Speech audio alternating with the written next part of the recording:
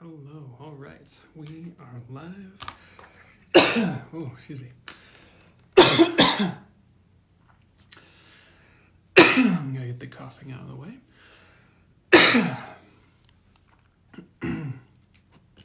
Hey, Marina, good morning. Oh, man. How's everybody today? Good morning, happy Halloween. How's it going? Oof. Hey, Lena Stacy, how's it going?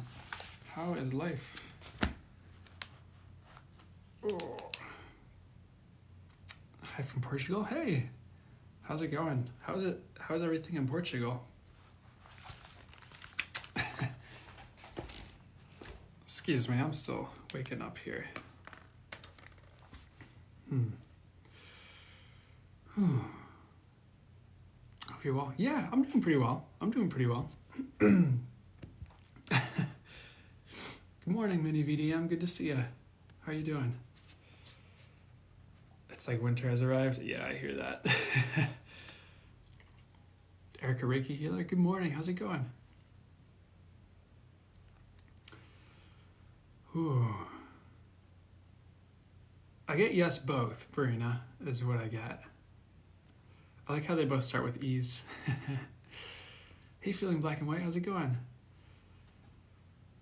Ooh, thanks, Selena Stacy. Okay. I feel like I need to take just a second here, just to kind of like get ready for whatever.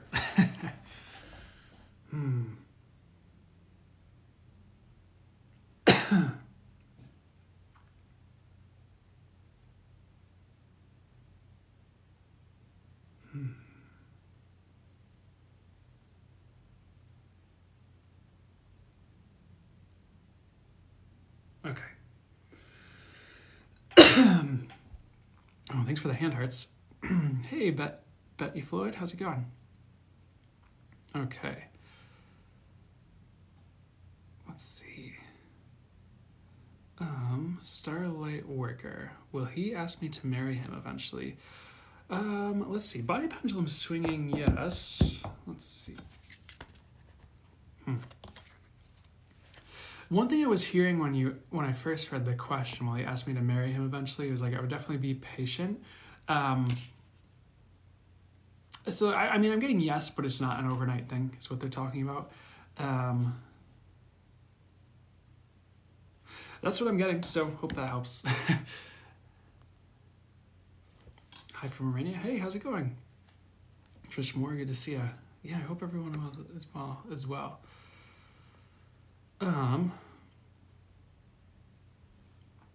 Okay, Q&A is already going here. Dave Sultana asked, decided to go vegan, right choice for me? It's definitely not a bad choice.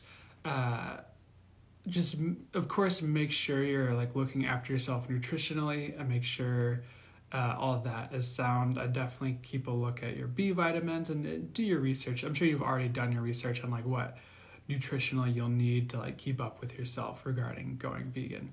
But honestly, I get not a bad option. Is it ideal for your body right now? Honestly, what I get is you can make it work. But I do get it's definitely a good idea to avoid too much meat. So hopefully that answers it. I think it's just like once you get used to it, it's golden is more the answer I'm getting as far as that being the right choice for you. Is it explicitly the wrong choice for you? No. So I hope that helps. It makes sense. Randy Bruno, should I retire or stay? I get stay, at least for a bit is what I'm getting for now.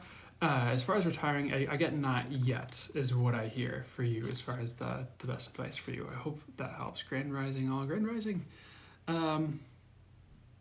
Heath 94, will my twin flame return to me? Regarding the person you're specifying, will they return to you? What I get is you might hear back from them eventually, but they're not the best option for you, is what I'm hearing. And I know that's not typically well, that's what I'm getting about your specific situation regarding that person. Um, Sometimes twin flames aren't the person we end up with. My understanding of twin flame is it's the same soul incarnate in two different bodies, you could say, or two different incarnations at the same time, but they're not always meant to be together. They can definitely cause a bit of a shake-up, wake-up, and definitely be part of a healing journey based on what I'm hearing, but definitely an awakening journey as well for people. Some people do, but not everyone. For you, I would do your best to invite in someone who's better if that resonates and feels right for you to do when the timing's right, is what I'm getting. Thanks for the hand hearts, Randy Bruno. But I hope that helps and makes sense. Okay. Lazy Daisy. Should I keep my spirituality a secret from him? So I'm going to sit with this for just a second. First off, what I'm hearing is no, but I want to see if there's any more detail to bring through for you. Excuse me. I would try to lay it on slow.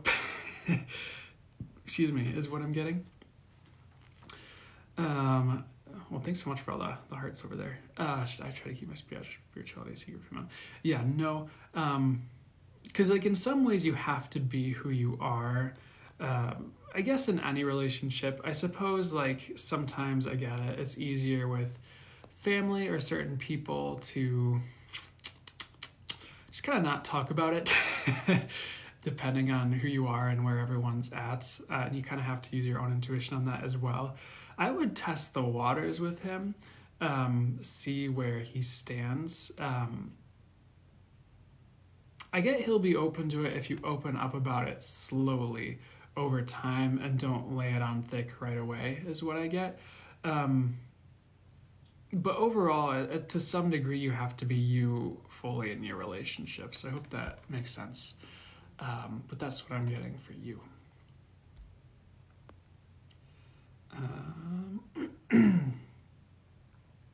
Okay, good morning, everybody.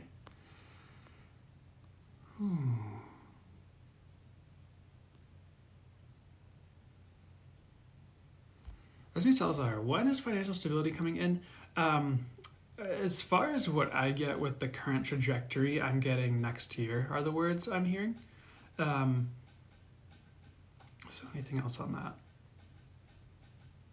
I would honestly also be doing everything you can. That makes sense and, feels good to you.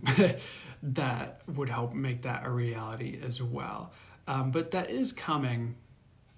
They're saying you won't be in this state forever, honestly, is what I'm getting. So, but they're saying hustle. So I don't know if you want to have a side hustle or not hustle like hustling people, in the bad context, but is anything you can do that would be a good side hustle, anything you can do to do something online that could help you, I believe I would honestly do that for now, is what I'm hearing for you as well.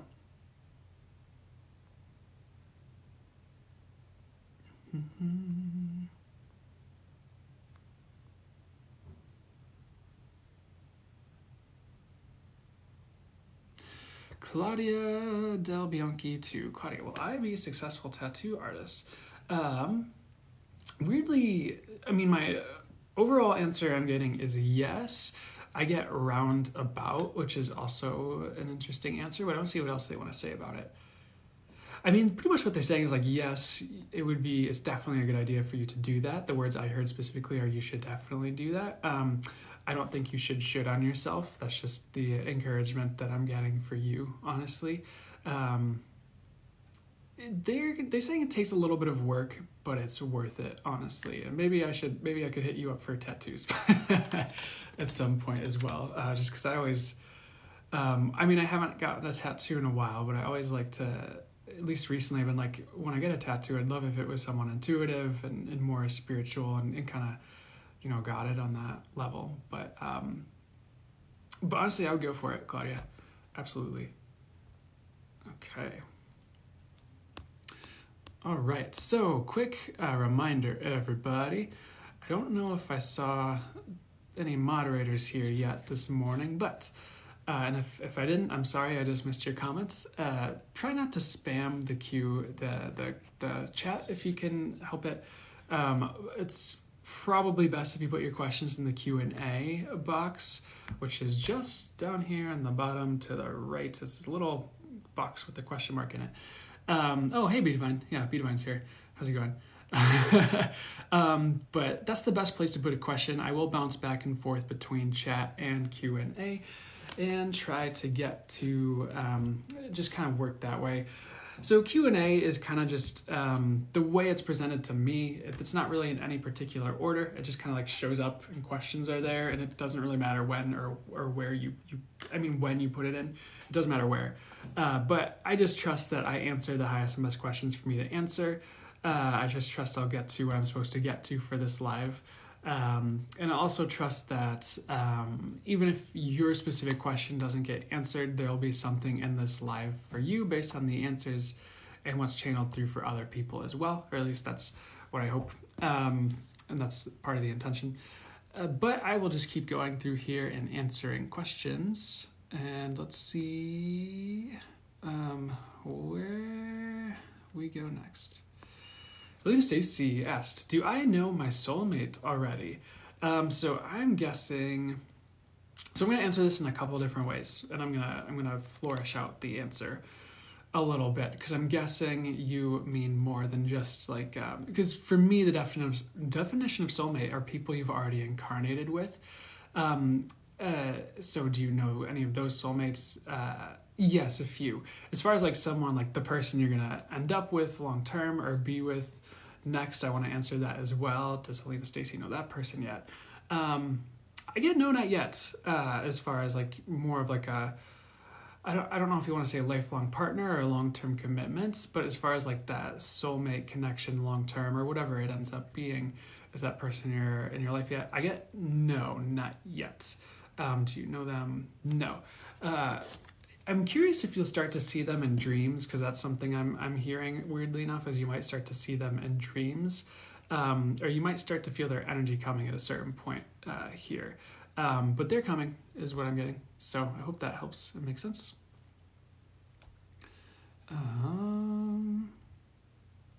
Most flowers. Zoe, will Cece ever apologize to me? I get not necessarily directly, at least not for a little while here, is what I'm getting. They're kind of giving for you as well, like it's in a roundabout way she might apologize. It is in the future, but it's not for a while. I don't know exactly what happened, but they're saying you both have a little bit of healing to do around that. Whatever that scenario is, whether that's directly or she needs to heal from something else before she can apologize. It's not directly related. 144 people here. Good number.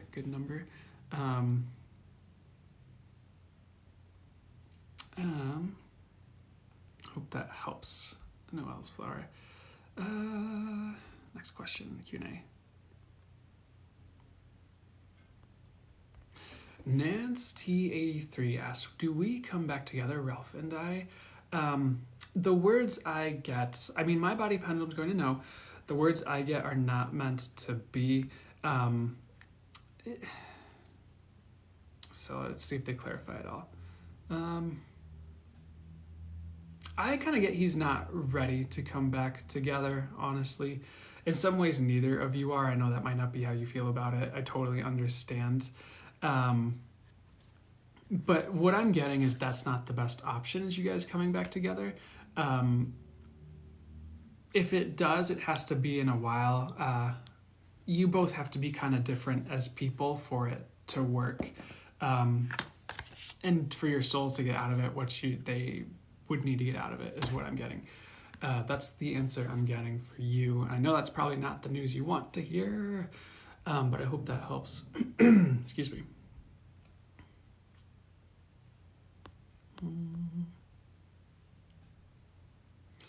Oh, whoops. Okay, didn't mean to press that one, but I will answer it. RL Rice 2 asked, how do you feel internal pendulum? So I'm guessing you're asking about the body pendulum. So essentially body pendulum, it's similar, it's sort of similar to a pendulum. But honestly, I feel like when I channel, I feel a lot of energy flowing through me, from the crown. And it's pretty much with the body pendulum. I feel that energy with the crown, and it kind of pushes me in the direction of my yes or no for my body pendulum, honestly. So it's almost a very automatic process in some ways at this point. The only thing, it is pretty much an automatic process at this point. But for instance, show me yes, show me no. And it just looks like an interesting lean. But it's something that I've kind of honed in over the years that just kind of tells me if something someone else is telling me is accurate. It also just tells me if I'm on point with what I'm saying too. But that's kind of how it works for me with the body pendulum. Hope that helps, guys. Stephanie. That's a cool name. Is Dariano in love with me? So bear with me for a second. I'm getting no, first and foremost. Is he interested in you in that romantic capacity? Yes. I get he's getting there, honestly. Sometimes it takes a second for people to be like in love, if that makes sense. But I would not give up on that situation. I would keep going with that one, honestly. At least as things stand now and going forward here in the near future. So, does Darian have feelings for you? I get yes. I get he does have feelings for you. So I hope that helps and clarifies it a little bit. I know. And do your best not to feel upset. Different people are on a little bit of a different journey with love, personally. But he's getting there. Hope that helps, Stephanie. Cambria's mommy 1126 asked Ashley S. Ashley S. Is my husband Zach coming home soon? My body pendulum swinging to yes, and usually my guides will clarify a bit more besides just the yes or no. So, is he coming home soon? He'll be there, is what I'm getting. But yeah, it's short answer to that one, I suppose. But yes.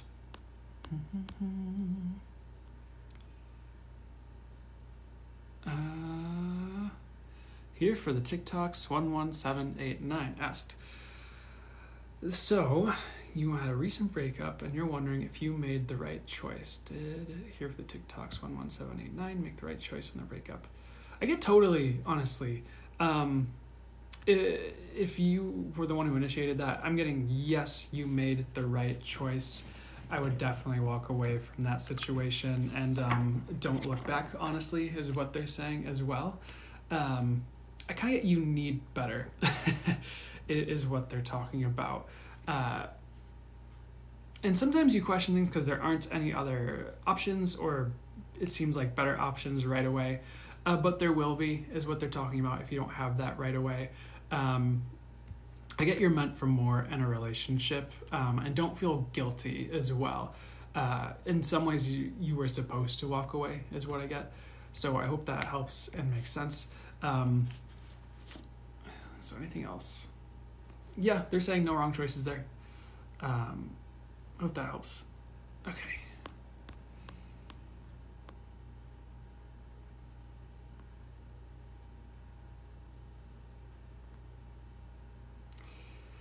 Excuse me, guys. I need to burp.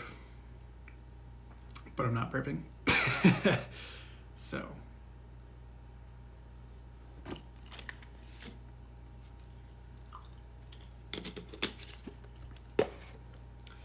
Okay. Whew. All right. Starseed Diamond 92 asked, will Julian commit to me? I just burped. Thanks.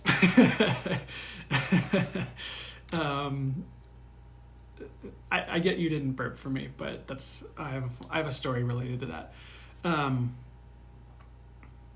Will Julian commit to me? I am getting yes, but I was getting it might take a second. I would be patient with that. I get that whole situation with Julian and you is going in the right direction as well, as something they're talking about as well. Let's see. Interesting. So I did just kind of pull a card. I felt called to pull a card for you as well regarding the situation. And of course, the card that came out was Connect to Heart. I'm gonna unmirror this so when I show up.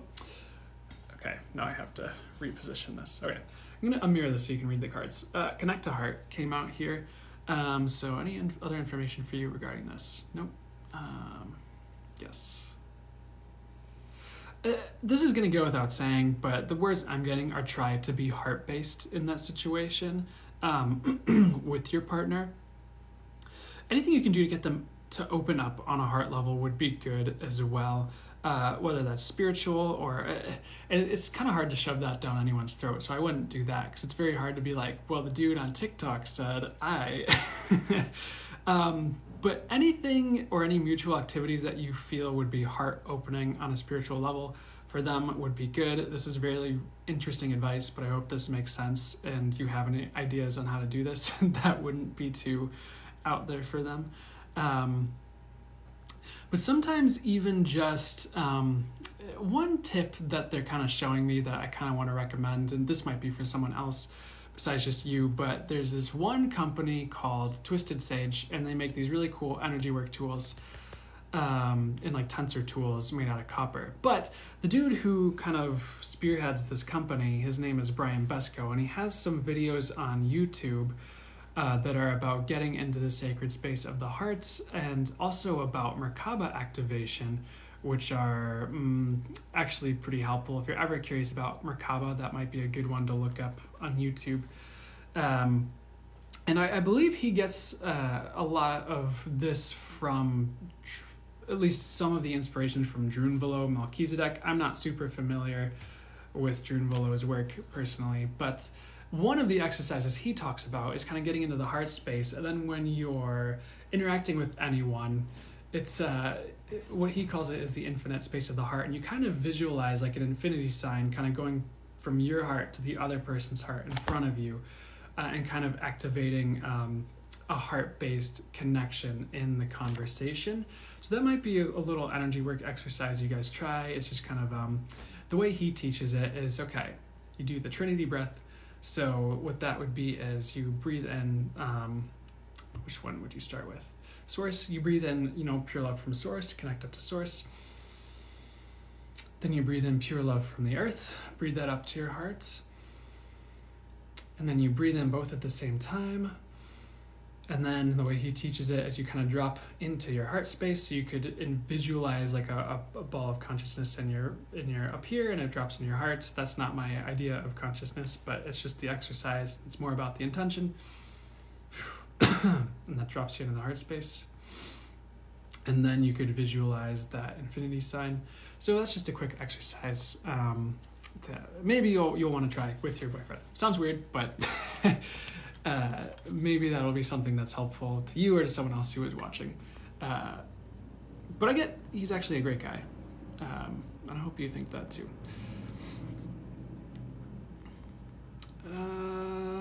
Hey Jen, will my psychic ministry be successful? Yes, is what I'm getting. I kind of get to keep building it if it's something you need to keep building, but yes, I get it will. Excuse me.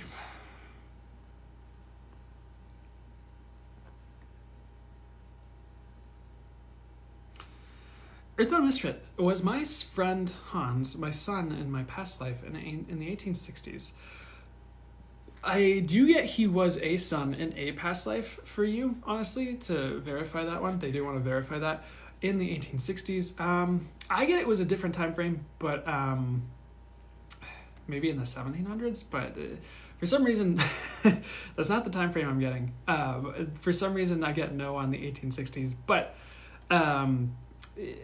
yes, overall to your question, yes. Again, you've had quite a few past lives together, honestly, with you and that friend. Not just the one where he was a son. I get in one the roles were reversed, and you were. I get you were a daughter. Actually, I know you can have different genders in your different incarnations, but that's what I'm getting. So I hope that helps. But I think that's really interesting. Kira, will W come back? Will we reunite? The answer I'm getting for you is to move along, honestly. I guess the question for you is they might be back around, but do you want that? And I get you probably will, honestly. But let's see if they have a bit more clarification on the situation. I mean, honestly, what I get is you should probably move on. I get they're not the best option. I don't necessarily get that they'll treat you right. And it won't be horrible and horrific. It's not like they're necessarily a terrible person. That's not the answer I'm getting for you, Kyra. But I am getting it's not the best option. I promise I don't always get this answer when people ask this, but I get the answer I get. So I hope that helps, Kyra. And I kind of get the words not meant to be as well. And like sometimes your soul needs something different as far as the lessons you'll get, or as far as the learning you'll get, or as far as the experience you'll get, honestly. And sometimes you need something a little bit different than what you expect, but it's better for you and your soul. And sometimes it's for learning, but sometimes it's just like your soul's like, no, you just need a healthier, more expressed love. And so I'm not saying that wasn't the relationship you had. That's just kind of the example I'm getting in general for you guys while I'm going through this answer here. So I hope that helps. Lori, good to see you. Any guidance for you today? The first answer I'm getting is you are protected. I believe I pulled this card in the last live, but this is from the Kali Oracle card deck from Alana Fairchild, Troma Nagmo. But essentially what this is and what this card typically represents is, so this one is the reason that Kali looks so ugly in this card, because Kali actually looks pretty stunning in most of this deck. Not that that's an important detail, but the reason in this card it stands out that she's so ugly is this is supposed to deter anything that would do you harm. And in some ways you could think about a mother watching over a child, and like, you know, for a child, the mother's face would be loving and kind and probably a sweet smile, probably, hopefully, especially in this example. But if something were to come after that child, the mother would want to deter that thing and scare them off. And that's kind of what this is supposed to represent. So let's see if they have any other messages for you regarding this. Weirdly enough, what they're pointing my eyes to are the skulls in this card. So I want to see what that's... and, you know, I guess this is fitting for the day it is. But what's the message about the skulls? I kind of get this message like the past is the past. In some ways, you might be leaving it behind. Is something they're talking about as well. Skulls can definitely represent death. But I would say it's more about the death tarot card, not like literally death. So they're like, you don't need more of that. And I don't think you do need more of that. So any other messages for you regarding this card? Honestly, what I'm getting for you is like the message is nothing can come your way that's not for you right now. And that's kind of be the theme for at least a little while. Like as far as the things that are coming in, I get you can pretty much trust them is something that I'm getting as well. I'm going to pull another card for you as well. And I said you can trust those things, and the trust card comes out on the next card here in the deck. Sounds pretty self-explanatory. I'm going to see if there's anything else they want to say with this card though. So one thing they're talking about is you're kind of about to have an internal blossoming as well. And I get like coming out of a chrysalis energy as well, because they're saying chrysalis and they're showing you coming out of a chrysalis, honestly. I get something about you stepping more onto your path. What does that even mean? Can I get more clarification? Because that's a bit vague.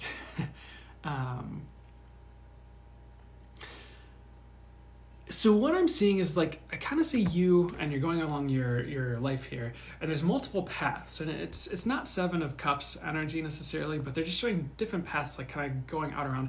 And I kind of see these paths condensing, where it's like you have more of like an obvious direction or choice that you're going in. Even if it's just internal and it's just like, I'd like to be more like this. But I do get this as a bit external as well. That's one of the messages they're bringing through for you. So I do see that coming in for you as well. Manifest coming out. This card likes to come out for some reason. I would pay attention to your manifestations. Like, what have you written down in the past? Like, are you on track for that? The one thing they're showing me in my mind's eye as I go through this is there was one, they don't want me to give all the details, but one thing you might want to consider doing is just writing down some of the things, like it might even be like, what would your perfect life look like? Or just some things, and then just rip that piece of paper out of the notebook and just shove it in a drawer and forget about it. I did get that exercise from, it was a video from Dr. Dane here, and he is one of the co-founders of a modality called Access Consciousness. And the specific exercise that was, that he gave in that video was, what would your life be like? Or I think it was something along the lines of, if you had $100 million and you knew every year it was going to be refreshed, like at the start of every year, you'd have another $100 million. It was like, what would you do with your life that you're not doing now? Like, what changes would you make with your life? And then write down what those changes would be and then shove them in a drawer. What that's intended to do is, I think in some ways what that does is it skirts around some of the limitations of you thinking you need all that money for those things to show up, because the universe is infinitely capable and infinitely intelligent, infinitely wise, and is infinitely abundant, so it can bring you a lot of those changes without the money per se. I think it could also manifest that money. I don't think there's anything wrong with that either. But for some reason, that's an exercise for you and potentially for anyone else who feels drawn to do that. They showed me and that they reminded me of to kind of relay to you. So I hope that helps. I also get, they're putting my eyes on the skull, and I'll get to the next question after this. It's like these cracks at the top of the skull, and they're kind of giving this message for you. They literally said, open your crown chakra. Anything you can do to work on your third eye and crown chakra and open those up, the better. I kind of get you have more divine information coming your way. If you want to, you might even be able to start receiving messages. I get you can start receiving messages. But for some reason, like any type of meditation where you're working on or opening your crown and third eye chakras would be good for you as well. I get this message like there's more life force that wants to flow through you. And sometimes that can be very healing when you open up to more universal life force energy flowing through you. That's it though. I hope that helps and makes any sense for you as far as guidance. That's kind of just some of the stuff I'm getting for you.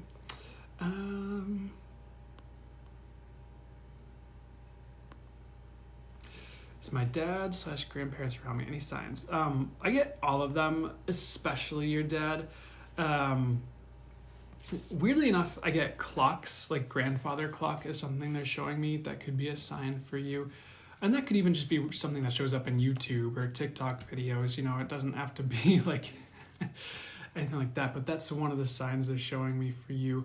They're giving me the color red. They said it in Spanish. They said roja. I'm pretty sure that's red in Spanish. So anything else?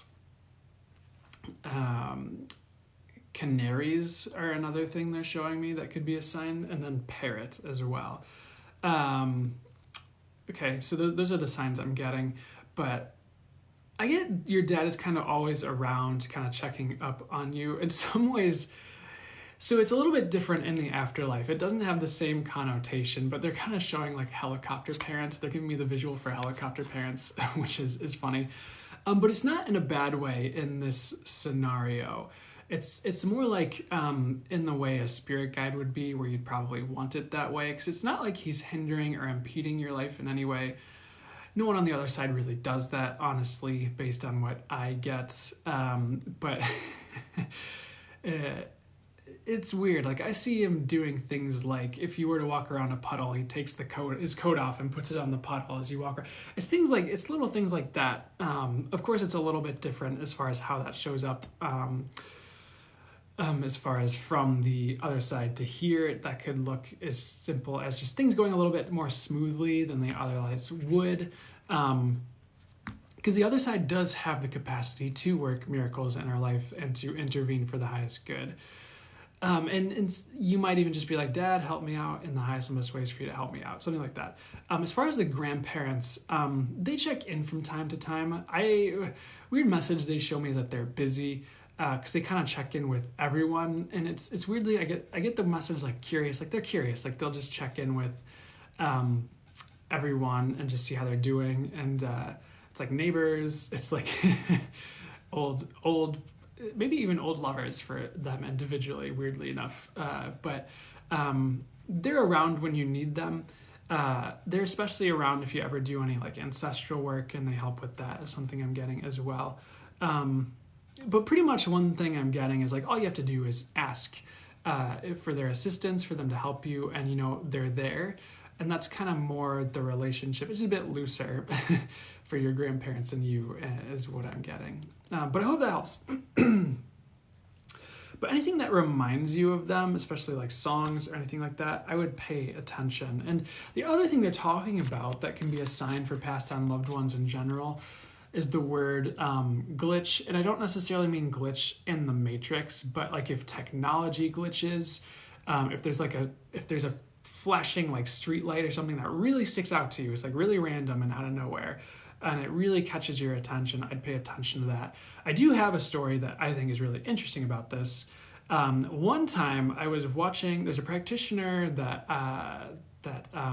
in my local area that I will go to sessions for when I feel guided to. Her name is Anna Anthony. And her Facebook page is Anna Synergy Healing if you're ever interested, but she's great. And she was giving this whole talk about pretty much the other side, and like I think it was about house clearings, honestly. But she ended up getting into like the dead. And one of her points at one point, I had my phone on my laptop. I was just kind of watching because I had something else going on. I was just kind of watching it. Watching my phone. I was watching her video on the phone. My laptop was behind it open. And she started talking about how the Earth's been around for a long time and life's been around for a long time. So it's probably the case that someone has died pretty much anywhere you go. And my laptop has never done this before then and has never done this since then. All of a sudden, my laptop screen just started like rippling and like going multicolored and getting really weird while she said that sentence. And then when she finished that point, it just stopped and it was fine. I was like, okay, okay, point taken. So that's just a quick story about the glitch, I guess you could say. But apparently someone... I mean, it was my ancestors. It's part of my ancestral line wanted that to be a point for me. So, but I think that was something for me to release the fear of dead people, because mediumship is something that you can mute people for a specific amount of time. That is so much nicer, because honestly, I felt really bad for people who got muted because they would spam the chats, and then like they'd be like, "Why did I get muted?" I'd be like, "I'm so sorry. I don't necessarily know because," but that's cool. So, awesome. Because that way you can just be like, hey, please stop spamming. And it's just a minute, and it's not like 20 years. I don't have people in my DMs asking about it. Okay, so next point here. Kathleen, will my life improve? Hopefully soon. I get it. Here's what I'm getting. It's going to be a bit of a journey. It's going to be in spurts. You're going to see spurts of improvement, and it's going to like potentially dip again, and then it gets better, kind of like the stock market. Overall, I'm going to see what specific messages they have for you about that. I get like in a year or so, it's going to be a lot better based on the current time frames, based on the current trajectory. But it is going to take a little bit of a journey. I'm going to pull some cards as well. They want I have like 6 decks right here in front of me. So Archangel Haniel. So there's a couple things I want to say with this card popping out. I would seriously sit down, like especially with like 11/11, November 11th coming up here. I would definitely sit with like your wishes on life. They are giving this message, and it won't be that bad. Bear with me. But they're saying like sometimes it gets worse before it gets better. And they're giving the concept as well, which is a reminder. I heard this from Lee Harris. And it's this concept of contraction before expansion. And sometimes in life, before really good things happen or really big things manifest, there's a contraction phase where things kind of, it's almost like a dark night of the soul, you could say. And I'm getting that's kind of exactly what you're going through in some ways, Kathleen. And so like, but on the other side of this, it's like things expand again and it's way better, and it's you kind of come out of the darkness or out of the tunnel, and there's more sunshine and more of the experiences you've been wishing for and hoping for. And one quote that I'm reminded of, and this might be for someone else who's listening, I remember I was going through one of his somethings, and one of his things that he talked about was he went through this year where he was like just laid out for a year, like he was like crying every day, kind of bad, which is pretty bad. And what he talked about, that what helped him get through it, was like, if expansion comes after contraction, am I willing to support myself through this and exist through this to see what's on the other side of this contraction? And lo and behold, I believe things got really good for him after that. It was a big transformation.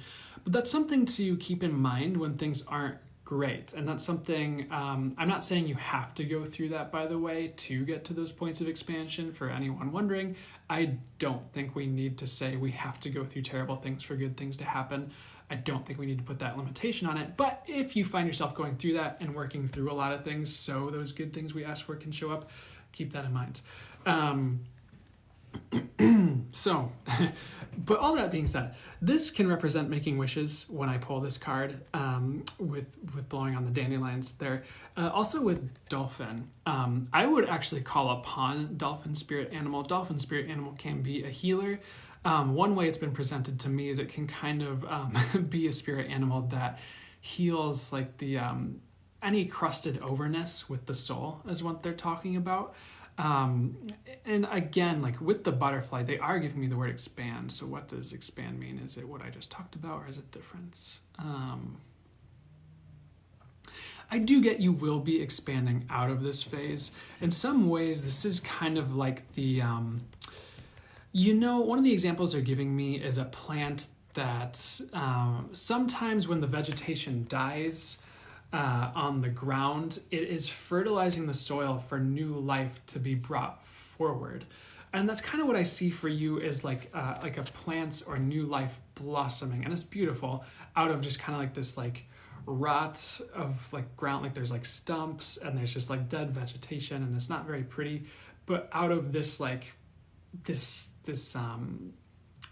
I don't know if you want to call it manure, but this fertilization that occurred through this waste, I guess, you'll start to see that the sprouts of new ideas, new life, and new forward movement is what I'm getting as well. And that's over the next year, I get, where like those seeds are planted and you start to see the new vegetation coming in. And again, so we have two cards here about manifestation that just came out for you. Archangel Marie, manifest for the highest good, work with pure love. So in some ways, it kind of seems like they want you to manifest your way out of it. I would really sit with like, what do you want your life to look like in a year? I would like write down, what do you want gone and what do you want in your life? And I would just put those things out to the universe. And I know earlier we talked about shoving things in a drawer. I would hang this on your wall, and every day I'd look at it and just kind of reaffirm those things and be like, okay, what can I do to make this my reality? What will it take for this stuff I wrote down to become my reality? Thanks so much, universe. And that way you're kind of constantly like moving that energy in that direction of releasing those things you don't want and bringing in the things you do want. But in some ways, this helps you to kind of take control of your destiny, and like not feel like you're just waiting for it to get better, is what they're talking about. And you'll be surprised at some of the shifts that will occur over time with you doing this, is something I'm getting as well. But don't be afraid to manifest your way out of any current circumstances and into the new. And don't be afraid to let go of any people that are holding you back as well. And I also get for you, as a sort of a side message, with this card with the wolf spirit animal, it's not about wolf spirit animal, but they're wolves, and it always reminds me of wolf spirit animal. I get your instincts are coming online, and that's going to help guide you through some of these next phases.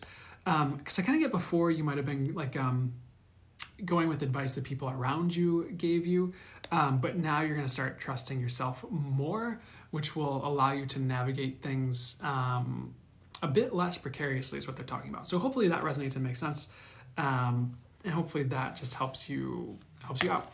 But yes, all that to answer that. I hope that helps. I hope that makes sense, Kathleen. I hope you will be doing better soon. Hope everyone will be doing better soon.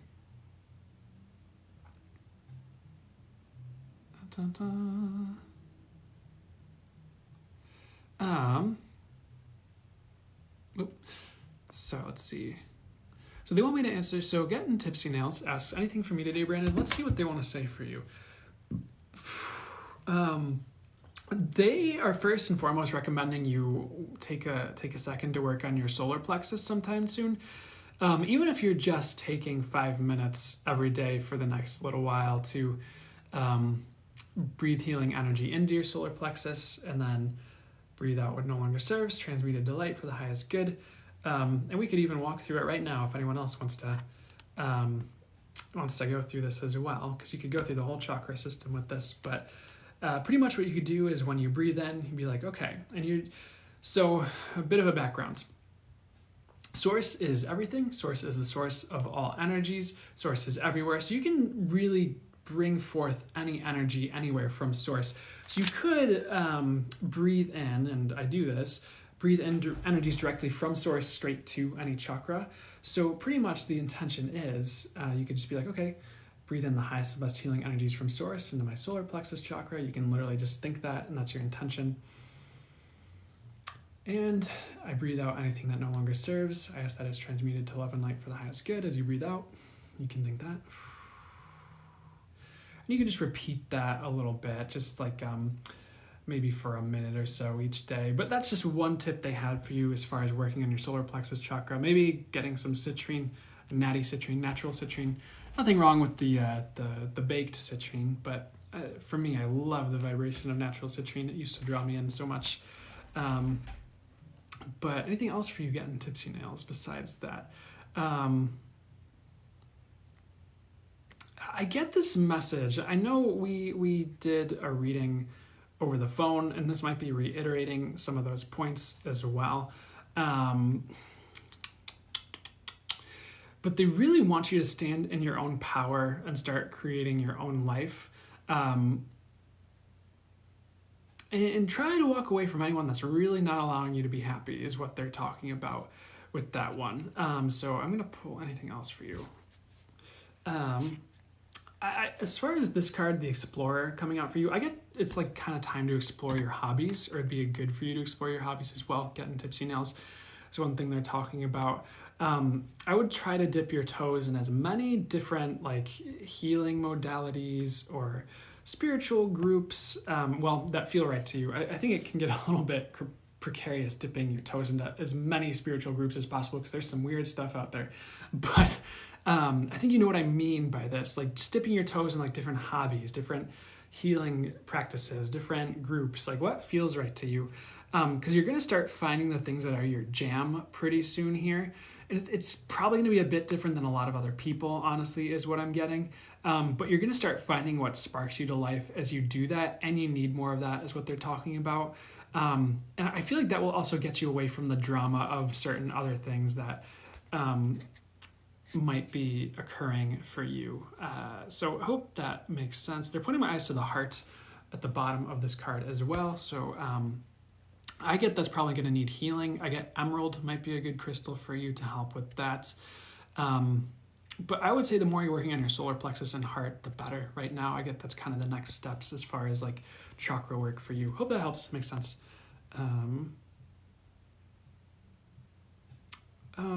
Prince Priestess, am I doing the right things in love? Any advice? I get yes, you are. Anything you can do to expand your circle of your relationships, I would look into doing that. It doesn't have to be like a sprint. It could be slowly. But I kind of get you need new people, which is a weird message. Hopefully that makes sense for you, Emily. And I also get, the universe card popping out. The universe is bringing you new. So any advice for you? Okay, so Artha of Kali coming out here from the Kali Oracle. And I get this message because this dude has this bow and arrow. And I get like being very specific is a tip that they want to provide for you. Yes, in what you're asking for and about, but it's also like, because they were given this message of like being specific with the people. So let's see.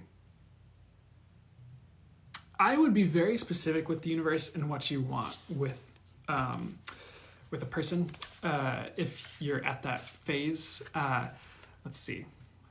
What else do they want to say about that? I also get this message of just being like very specific with people when you're talking about anything, I guess, and be very upfront with like what you need and what you want and what you're looking for. I kind of get the more specific you are about those things, the better things turn out is the message I'm getting. I also, so they're pointing my eyes to the shoulder plate on this dude here, which I don't know if this is supposed to be like a male aspect of Kali. I'm not sure what this is. I'd have to look at the book again. But honestly, the other thing I'm getting is you're protected from any like major missteps. Because I do get you have a lot of like, it's kind of like Wheel of Fortune, like you have a lot of fated things coming in. I get in the next year or two very specifically for you. So you're kind of protected from messing that up is what I get for you, Emily. I hope that makes sense. Okay, sorry, they were giving me like a weird I'll just say it because it pops in my head. But this dude's wearing an armband here, and for some reason, like my mind jumped to like, oh, but like, how does that affect his like flexing? Because like he's pretty jacked in this card, and I got this weird message of like, don't limit how strong you can become. I want to see if they bring anything more specific about that because it's really random to me. And actually what I'm hearing is don't let other people around you limit your potency, because each of you really can be and has the capacity to be infinitely potent, because you are source and source is you. And once you kind of open to that reality and see what that means for you, you'll find you have a very potent ability to manifest and create in your life. Because once you figure out how to work with source and make this happen, your intentions can be infinitely potent, you could say. So, and that's kind of what I've found. But once you kind of let go of the limitations to your intentions and how potent you can be energetically, you can really start to really shift things. So that's something they, for some reason, want to mention to you, which is not necessarily related to love, I don't think. But I hope that makes sense and helps at all, Emily. Sorry, Prince Priestess. I don't know if you want me saying names. Let's see. I also get you have a lot of wish fulfillment coming in and guardian angel. So kind of just reiterating a lot of what I just mentioned. Like I would ask for angelic support and your guardian angels to show up for your love life. I'm so sorry. And cherubim looks to the stars, accept keys and codes of stellar wisdom. I also get this message of like you're kind of getting activated, like your relationships are activating you. It's kind of part of the process you're in right now. Is this like awakening you further and kind of connecting dots for you internally and in your head that otherwise wouldn't be connected. So kind of hang on through that phase, through like the people that are showing up and the lessons you're learning. Let's see. I get this message like it won't be forever that it's like this. Like I kind of get, so what does that even mean? I kind of get things will improve. So hope that helps. And then Archangel Chamuel showing up, open your heart to give and receive love. Your essence is love. That kind of just makes sense with the topic. I get this message, like there's this light above Archangel Chamuel, let your love be guided. And it's kind of like the love is guided by the divine. So I would even just invite the angels into your love life and see what shifts when you do that if you haven't already. So, oh my gosh, hope that helps, Prince Priestess. Bren1377, while I lose my job, I get not necessarily, but you should probably look for another one anyways, is what they're talking about. Literally what they said is no, but you should look for another one. So whether you, I don't know, that's just the advice they're saying. I hope that helps, Bren. Extra small popsicle, I like your shirt. Thank you. This is my favorite shirt. I love this shirt so much. I love like the blue and the purple and it's all like, woo. So,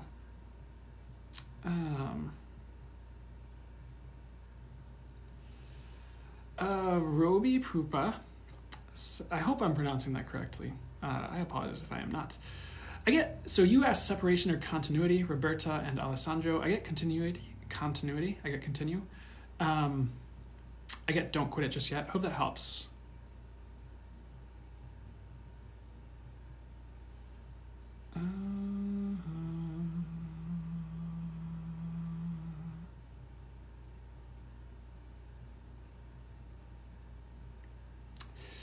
Lynn's Maryland 88. Will my family experience financial abundance or inheritance at any point? I get inheritance, yes. So here's this message I want to say for you. Here's what I'm hearing. Because you're asking, will my family experience financial abundance or inheritance at any point? I get this message like you can create anything you want to see. Financial abundance is not out of the question.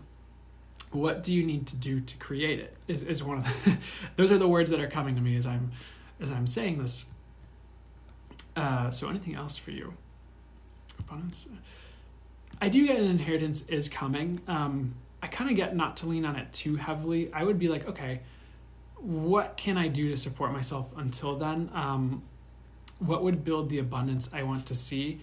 And I get this message like anything's possible. What will it take to create that? So essentially, but as far as like your specific question, will my family experience financial abundance in the future?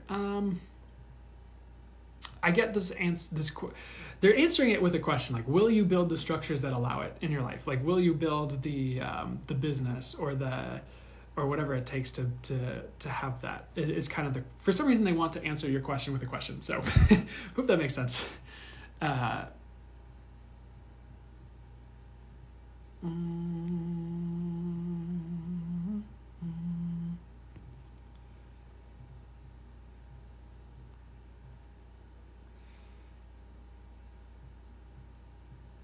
Gabaroni asked, having a very low point, I am sorry to hear that, spiritually, any guidance? I get you need, I don't know if you have a mentor right now or any like teachers. I kind of get you need a new mentor is what they're talking about. I don't think that's necessarily me. Yes, come to my classes. That's not what I'm saying at all, actually, because I think they said not you, actually, while I was in that, making that joke. As far as spirituality, I would try to find a new mentor. It could even just be someone online that you gravitate towards. Again, doesn't have to be me. It's whoever you feel drawn towards. But let's see what else they have to say about you on your spirituality. Weirdly, what I'm seeing with this low point is it definitely feels like a low point, but they're showing like wiping away muck. And it's almost like you're kind of getting to the bottom of this pond of your spirituality that represents your spirituality, and you're kind of finding the nitty gritty and like wiping away the muck from like the base of it, if that makes sense. Root chakra clearing might be helpful for you, honestly, is what they're talking about. But it's kind of like they're randomly, like, you know how the most random stuff shows up on like YouTube or whatever when I'm scrolling, because honestly I like to watch general readings that I'm guided to watch. It's like my pastime for some reason. Do I need it? No. But I like it. So but essentially, like, in these random videos, one of them showed up randomly and it was like clearing off the like restaurant grease. It was so weird. It was just this woman who was clearing away restaurant grease, and it was like literally she had this spatula and there was just like this caked on just like muck and grease, and that's kind of the visual they're showing me. It's just a little bit different than the video, but they're kind of using that as an analogy to help me explain what's going on. Definitely a bit of a clearing, but what else would help you out with this right now? So I would also, one thing they're talking about, if you haven't done this already, but sometimes what helps me when I hit certain points, when I have hit certain points, is just calling upon all your spiritual guides and faculties, and you can, it almost just turns into shotgun fire. Not literally, that's a weird analogy. But like, you'd be like, okay, angels of the true highest light, help me out. All spirit animals here for my highest good, that would be for the highest good to help me out. fairies of the true highest light. Like, just ask all the beings that resonate for you to ask, that would be of the highest light and for the highest good for you to ask. Just ask them all. Just be like, okay, fairies, dragons, angels, source, God, spirit, you know, ancestors of the highest light, here for my highest good, spirit animals. Just like go through the list and just be like, I will just take all the help and assistance you can offer. Support me through this, uplift me, and allow further ease and grace as I go through this experience. That might help, because I've watched, the fun thing about that is you start to see signs of all these different things. Like I'll start seeing dragons and fairies popping up, and yeah, sure, in my mind's eye, but also in like the signs and synchronicities around me. And then I'll see 444 and angels everywhere. So it just shows you you're supported, and it can help you that way. Two, it will just help uplift you. And it's funny how just when you hit those low points, sometimes all you can do is just like pray and just like write down like, God help me through this, and just take a notebook and just ask for help. Honestly, just write it down, and then eventually you'll get better, and you'll find yourself for your time frame a while later, and you'll be like, you know what, it did get better, and I see how God helped me, or source helped me, the universe helped me, all my guides helped me, the angels helped me. And it's funny because sometimes it just gets better and you don't think about it. You're like, okay, I'm just better. And then it'll hit you a while after, like, wait, I'm doing a lot better. And it's probably thanks to all that help I asked for. Thank you. So anything else for you regarding this? One thing they're talking about, this Alabaster of Layla popping out here, I'm just going to read it intuitively because I don't remember what the book says about this card. Honestly, what I get is the words I heard were let go of preconceived beliefs. Part of why it's like painful is because let me see. I'm kind of getting this thing potentially like some of the things you thought were a certain way like aren't necessarily. I don't know if that was 100% accurate. Let me see if they clarify that. Like some of the things you thought were a certain way are a little bit different. And that's kind of part of what you're running into. Those are some of the kinks in the system you're running into. Not everything is quite the way you thought it was. And I know that can stink when that happens. But any other messages for you regarding this situation? I'm also getting this message of be discerning of who you let into your circle right now with Archangel Samael popping out. He has these samurai swords, and to me, that represents discernment. And the video they literally showed me when I pulled this card is he took his samurai sword and he just like, whoosh, and he just said, be discerning. And so in some ways, just be careful of who you let in. Be careful of who you let advise you. I think you need wise counsel at this time. So I would just do your best to seek out people who know what they're talking about. And there is fire on this guy's cloak, this archangel's cloak, if you can see that. And essentially what they're talking about is a bit of a fire period where it's just kind of it's burning away that muck. It can be a little bit intense when you're almost in a bit of a crucible period that's meant to kind of hone you and strengthen you and refine you, you could say. But that is where you're headed, is just a major uplift and upgrade, honestly. And this is just part of the process to refine your life. So in some ways you can fulfill your life's purpose, is what they're talking about, and some of your destiny, I suppose you could say. But in some ways, this is also a period before major awakening. And Violet Flame, working with the Violet Flame might help you as well. Archangel Zadkiel, it's time for transmutation. We just talked about that. Carry the Violet Flame. So I hope that helps and gives you any guidance at all that you can work with. There's one more thing they want to talk about for you, and then we'll move to the next question. So what's that? Okay, this makes sense. Soul work popping out here as the card, which is pretty much exactly what we were talking about.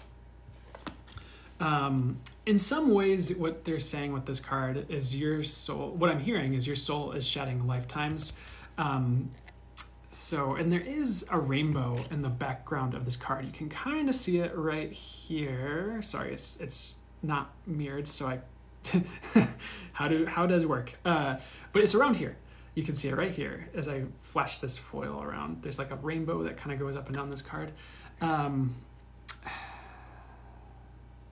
Like you're really getting to the nitty gritty of like some of the things that have been like sticking you in past lives is what they're talking about. And that's why this is so rough.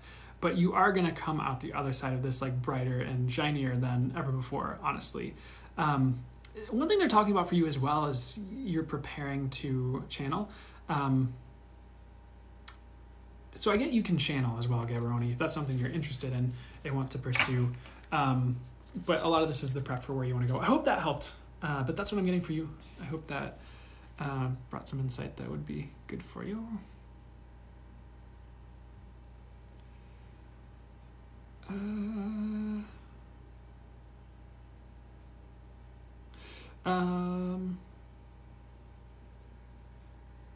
Colby Lee Hurd asked, am I already in my gifts or early stages? For you, I get you're more in the early stages, but starting to come out of that, honestly. There's definitely more for you, is pretty much what they're talking about. Don't limit yourself to where you're at, is what they're saying as well. I would keep going. Hope that helps. Just more 22 asked, I see 1111 every day. What does this mean? For you, so it can be a bit of an activation number. So I'm gonna go through what they want me to go through here. So there's a couple things I'm getting here. What would be highest and best for you about 1111? Like what I get is it's an activation for you, is kind of sparking things in you. They're also giving this message, and this is not exactly what this is for you. This might be for some other people out there. Sometimes synchronicity, there's always a point to it, but sometimes the best thing for you to do if you don't know what it means is just notice it and kind of keep going. And eventually the universe makes it make sense later, almost always. For some people, when it's just like constant synchronicity, let's see. When it's constant synchronicity, don't overwhelm yourself trying to figure it all out. Like just kind of keep going with it and acknowledge it and notice it. And that can, sometimes the synchronicity is the message in a way. So it just kind of lets you know you're in tune and spirit's there and there's something to it. For you, I get 1111 as an activation. For me, when I see 111s and 1111s, I just take them as like manifestation opportunities. It's kind of like the 1111 Make-A-Wish, which sounds silly, but it's worked for me. Let's see here. So I would start making wishes when you see that. And there's a lot of times when I've sat and like, I sat and I'd be like, okay, I'd really like this to happen. And I'd start like kind of manifesting and talking to the universe. And I'd look at my phone or the clock and it was like 111 or 1111. So that's what it means for me. But for you, I'd say it's about both of those things. And also to keep in mind, like sometimes, not always, synchronicity is the message. And it's just part of the magic of life and you awakening. So I hope that helps, Trish Moore.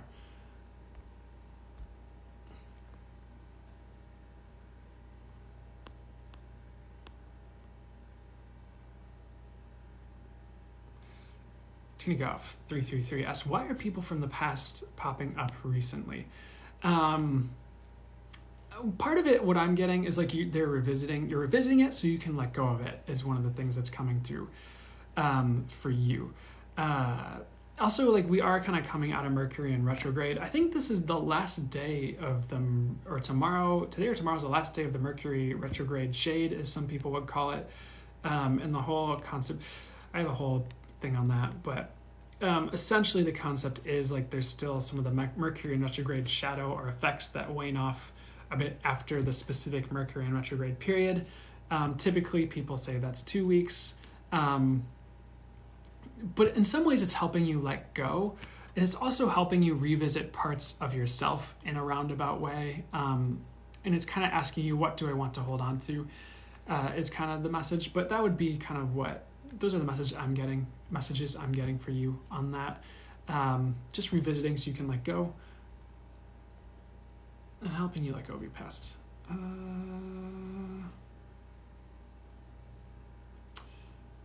Extra small popsicle. Hey, AKA Papa Bear, how's it going?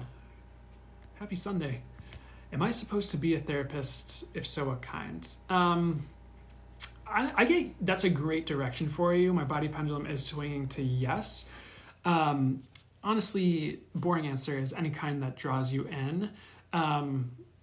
You might be good. They're talking about addiction therapy. You might be good with addiction therapy. But anything that helps, not ropes in, but anything that brings in spirituality to the forefront as well would be good for you as well, at least with specific clients is what they're talking about, because that will be fulfilling for you. They're just like, make sure you're not taking people's stuff on when you're doing that role is what they're talking about as well. But you'll be great at being a therapist is what they're talking about. They just said you'd be great at therapy. So anything else for you on this? No, that's it. Hope that helps. So addiction therapy, I think bringing spirituality, anything else that would help her know which kind of therapist to be.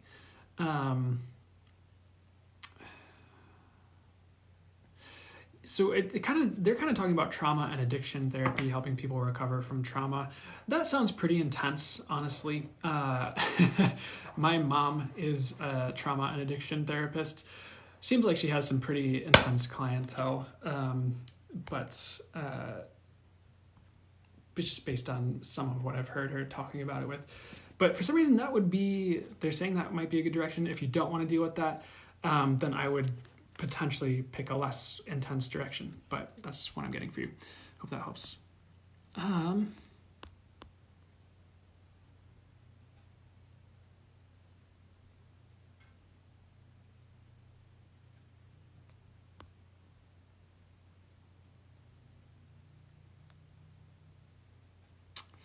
So I'm just going through Q&A here.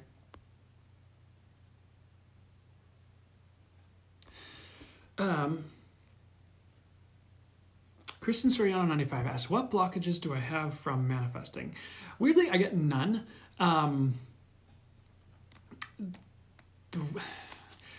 There's no blockages. And let me see how they want to explain this. For me, I think the concept of blockages is interesting. I get you're not blocked, and we'll go into what it will take for you to bring in what you want to bring in more easily and readily as well. But for me, I think sometimes when people use the word blocks, there aren't blocks there. It's like sometimes I wonder why some readers will talk about blocks, because it's kind of like a heavy word a little bit. It's very stuck. It's very presupposing that there are blocks. I'm not trying to say you're wrong for asking this, but it's just something that I've noticed is why, just a question to ponder for yourself if it resonates, why do I think there are blocks? Because sometimes, I don't want to say we create blocks that aren't there, but sometimes I kind of think we get in our own way with that. Not you, Kristen. That's not you. That's just something in general I wanted to talk about recently, or for some reason. But as far as what would help you bring your manifestations in more easily, one thing you might look into is just self-healing and kind of, I get this weird message of aligning your energy fields. And give me a second to describe what I mean, because it's an interesting message. Anything you could do to energetically prepare for what you want to receive, I would do. And that could be as simple as getting a Reiki session, or you could even just find some Reiki videos on YouTube. But things that kind of lead to deeper healing and lead to chakra alignment and your energy fields being open and ready to prepare would be good. In some ways, they're not blocks per se. It's just it's opening your fields and expanding to receive. I wish I had a better way to describe what I'm seeing here in my intuitive visuals. So I'm going to see if they have anything more specific for you on how you can start manifesting more potently here. I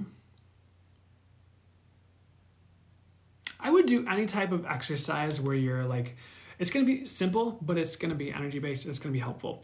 Any exercise where you're opening to receive, and also any kind of affirmations that would speak to worthiness and I am worthy would also help. But literally, I'll run you through a story, and I'll run you through just something that might help here. One time when I had a job at this one place and I was in the break room, and one thing that I think I read this, I think it's a yogi practice, I don't know. But one thing you can do to receive blessings, it's like, I don't know if it's a mudra or what, you just have your hands out like this, and you can just say, okay, I ask to receive the blessings that are for me, from the universe. Thanks so much, universe, for bringing what's mine to me, for opening me to receive. And for me, I'll feel the energy kind of come into my hands, literally from the universe, from source. And one time, it can definitely lead to bigger results than this, but I was in the break room and I just did this. I'm like, okay, I asked to receive the blessings that are for me today. And literally like 30 seconds later, someone comes into the break room and they're like, hey, we have this extra pizza. If you want some, here you go. And so that was a really random, and I guess you could say a smaller manifestation, but there's still some magic to that. So I would literally do like an exercise and just take 5 minutes a day for however long and just be like, okay, I open to receive. I ask to receive the blessings that are for me. Thanks so much, universe, for opening me to receive and bringing me what's mine. And I would just sit with like the energies that flow to you as you do this meditation, and just you can visualize yourself receiving your manifestations. But as you do this, just have the intention that you're also letting go of anything that's in the way of you receiving that. You could also visualize, like, I guess you could say, like, good things coming in, like presents coming in, and it pushes out any like crap that's not for your highest good. So you're getting good energies in and it's pushing out crap. Weird visual, but that's kind of an exercise that might help you open to receive more and to get your manifestations going more as well. So let's see what else is going on here. That's it. So I'd look into any like self-healing that would help you, anything energetically without help you align your energy fields, which it sounds like energy work would be a good bet for you. And then just any exercise where you're setting that intention that you're open to receive with ease. So I hope that helps, Kristen.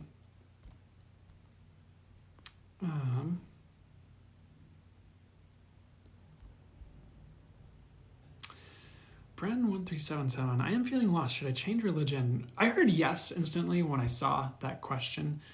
Bren, I'm going to see, it's whatever calls to you, honestly. I would not feel forced into any one religion. But if you're feeling drawn away from that, there's a reason, is what I would say. And there's nothing wrong with exploring and tasting life and seeing what's out there. I don't know if this is for your religion, but I remember for me, because I grew up Catholic, and I remember reading like how it was a sin to leave Catholicism. It was a sin to leave the church. I'm like, what a trap. Like, what kind of weird entrapment is this? So it's probably better that you at least go explore what else is out there and see what feels true to your heart and soul. And you can always come back to it if you feel like your religion was the most resonant for you, honestly. There's nothing wrong, because like, I don't think they'd be afraid of, I don't know if this applies to you, but they wouldn't be afraid of you leaving, honestly, if they were very secure in them knowing that what they were teaching was the truth. Does that make sense? Because then you'd come back. I don't know. Weird thing I just wanted to say. Don't feel stuck with that. I do get you need change in general, though, like your whole life probably. But I would take it one thing at a time and see like what draws you in. Water break, thanks, extra small popsicle. Yeah. Sev Young one, explored several religions, took a little from all of them. That makes sense. And that would be what I would, that sounds very healthy. That's kind of what I would expect.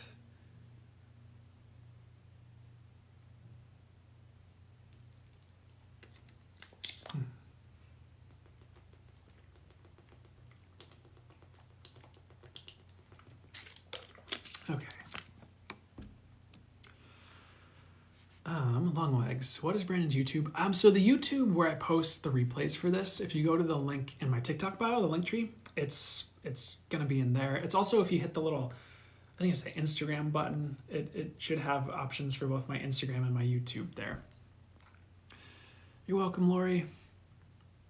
Much love to you too. Thanks for the love balloon.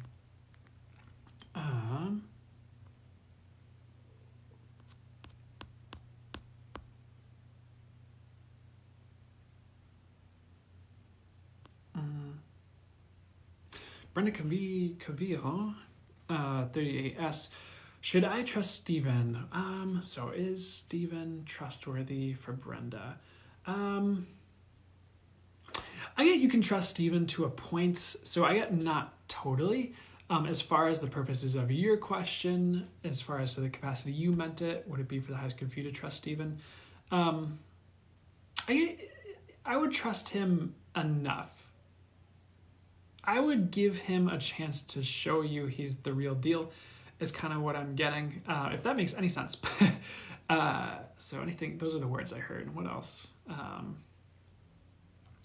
Would it be for the highest good?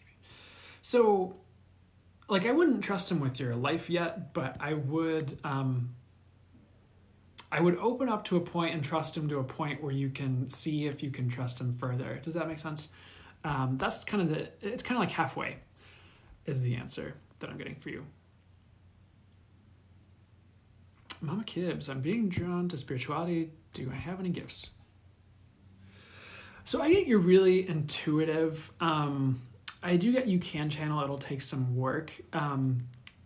You might even have some mediumship gifts is what they're talking about as well, Mama Kibbs. One of the good first steps for you would be to learn energy healing like Reiki. That can help you open your gifts up more. So what clairs do you have? I do get clairaudient for you, which would be like hearing your guides or getting messages via words. I feel like that's the way it leans as far as right now. You can always open up to the other clairs. You can always expand your gifts. So there's no real limitations. But honestly, Mama Kibbs, what they're saying is learning energy work. That could be Reiki, whatever modality draws you in. Reiki is usually a really safe bet to start with. And that helps you with your energy sensitivity and your energy awareness. 2, it gives you a tool you can work with your whole life. And 3, it helps you open up your gifts further and gives you a way to start practicing working with them as well. So hopefully that's a good start for an answer for you, Mama Kibbs, honestly. But yeah, you definitely have gifts. And there's no reason not to go as far or as full bore into spirituality as you want to, honestly, is what I'm getting. Just make sure it's with the right people, and it's people that are trustworthy to you, that you feel you can trust. Because there's a lot of different aspects to spirituality. There's a lot of different people and frameworks out there. The most important thing is that you're coming back to yourself, at least periodically, and asking what's true for your heart, what's true for you and your soul, and honing your own intuition so you can start to discern the truth for yourself beyond what other people are telling you. And that's advice I would give to anyone, but that's something they wanted to talk about as well. So yeah, you definitely have gifts. You can definitely be a potent healer is what they're talking about. But it's something you might have to work at. So I hope that helps. Why aren't you at work? This is my work. I do this, and I do readings, and I teach energy work. This is my work. By the way, whenever I offer learning Reiki as advice, it's just what my guides are saying, and it does not have to be with me. It's whoever you feel drawn to work with, honestly. I'm never giving that advice just so you take... just so you guys know. Teresa Suri Danny. Would you tell me what gifts or clairs I have? Let's see what they want to bring through for you. Definitely clairsentience, like feeling energies. Clairvoyance is also something you have. So here's the short answer that they're saying. Is like she has all the clairs. How does she want to expand them? Here's what I want to say to clarify it. I feel like everyone has all the clairs. Everyone has access to all the clairs. It's just like, what is your strong suit right now? What's going to be your strong suit as you get into this? And how do you want to expand it from there? And what will it take to expand it and grow it from there? For you, the first two I'm getting are clairsentience and clairvoyance, which would be like intuitive visuals. At least that's my understanding of clairvoyance, visions, and then energy sensitivity, honestly. Let's see, what else would be, what other clairs do you have? One clair that is very interesting that they're saying you have as well is there's this clair where it kind of links in with your sense of smell. For instance, like if you've ever, because I've had this happen and it's trippy, but if you ever watch a video and someone lights incense and then you smell the incense and you're like, okay, this person is probably thousands of miles away from me. How am I smelling this incense? But I've had that happen. I've heard other people talk about that happening for them.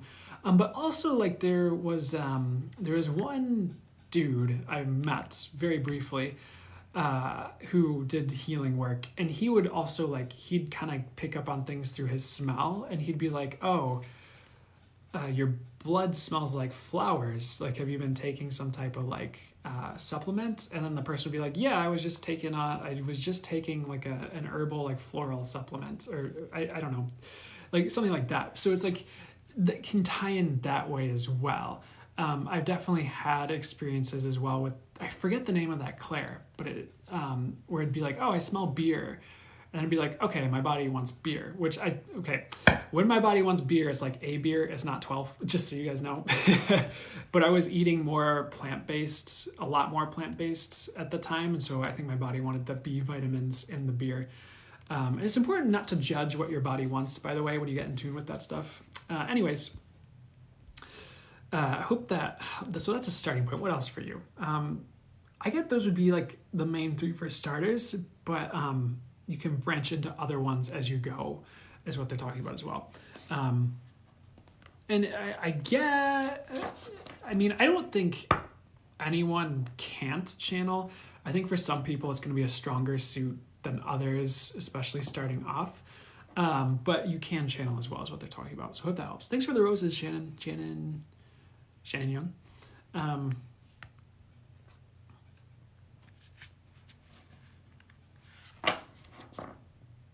Okay.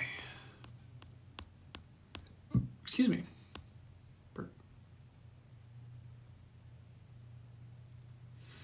Okay. How do I set up a private reading with you? So if you're drawn to it, so the link in my TikTok bio, there's a link tree.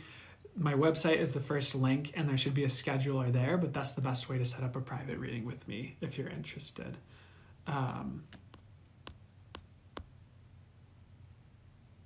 Gingerific asks, can I trust my guides? Yes, totally and completely yes. Everyone can. If you're ever, let's see what they want to say. What I get is spirit guides are always trustworthy. They always come from the higher realms. There's no trickster energy. There's no trickster anything with spirit guides. Can they be playful? I just pulled the play card as I said that. Can they be playful and have fun? Yes, absolutely. 100%. They can crack jokes. My guides are hilarious. They crack me up all the time when I'm chatting with them. And if they ever play like tricks, it's like very lighthearted and fun and like hilarious. It's not like a prank, and it's never devastating, honestly. Spirit guides are unconditionally loving, and they, it's pretty much like, they're giving this phrase. It gets a little bit complex to try to describe, but they're like, they are source and source is them, and it's like, you are source and source is you. So they're kind of like, they have that all-knowingness, they have that infinite wisdom, they have that infinite intelligence. Anything that's coming from infinite intelligence and wisdom is gonna be unconditionally loving, because it has that access to that infinite knowing and to all there is. So it would know, it just wouldn't act in a way that's like, and by dark, I mean like non-benevolent, not of the highest light, not for the highest good. Because infinite intelligence is always for the highest good, and it's always going to act in a way that's unconditionally loving because it knows everything, if that makes sense. Like, it knows how the universe works. But yes, you can trust your guides. You can always trust your guides.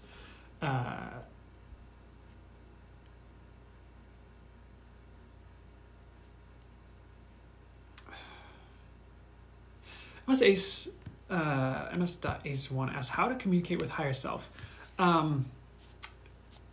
So I'm going to see what they want to say for you particular. For me, it's very similar to talking to my guides. I might just hear a slightly different voice, honestly, in my clairaudience. So let's see. Advice to talk to highest self. Honestly, pretty much exactly the same as channeling. One piece of advice that I've heard that is helpful that I'll talk about, that this is from Lee Harris, and he talks about for people who want to get into channeling, just write at the top of a notebook. You can just write, "What does my soul want to tell me?" ? And then you can just set the intention. Okay, I channel only what's pure, of the true highest light, highest infinite wisdom, and what's for the highest good for me to channel. Fully accurate information, fully for that's good. And then you can just let it rip. See, like, do you get words? Do you get, and you could change that to what does my highest self want to tell me? It's just, and that would be another way to do that. But it's very similar as connecting in with your spirit guides, for me at least, connecting with source. It's all kind of moving in that same direction, honestly. Is highest self interchangeable with spirit guides? It is a little bit different, honestly, but very similar. So that's something you could do, is like, what does my soul want to tell me? And then just like, do you get words? Do you get images? Like, what comes to you as far as like messages or words, and just write those down. And if you don't hear anything, one thing I heard that I thought would be really helpful for anyone just getting into this, and I was already into channeling by the time I heard this, was sometimes it's just getting in the frequency of receiving messages and sitting there with like, what does my soul or what does my highest self want to tell me? And like seeing what comes to you is practicing getting in that frequency. And then once the messages start coming, then you're kind of off to the races because you know what that's like. And then you can kind of progress from there, if that makes sense. So anything else that would help you communicate with your higher self? And like, there's no wrong way to go about it. Sometimes it's about the intention of what you're connecting with, honestly. So like you could ask your highest self to guide you through pulling cards, if that makes sense. In some ways, pulling cards is a way to connect with your highest self, because you're connecting with your intuition and that higher knowing. So I'm sorry if this answer is a bit weird. To me, communicating with the highest self is very similar. It's just opening up your gifts, opening up your channel, opening up your intuition. It's all kind of pointing in the same direction. So I hope that helps.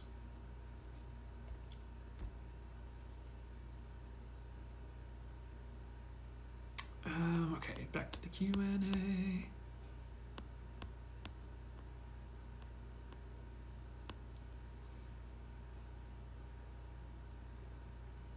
Manu Rose, will I find love soon?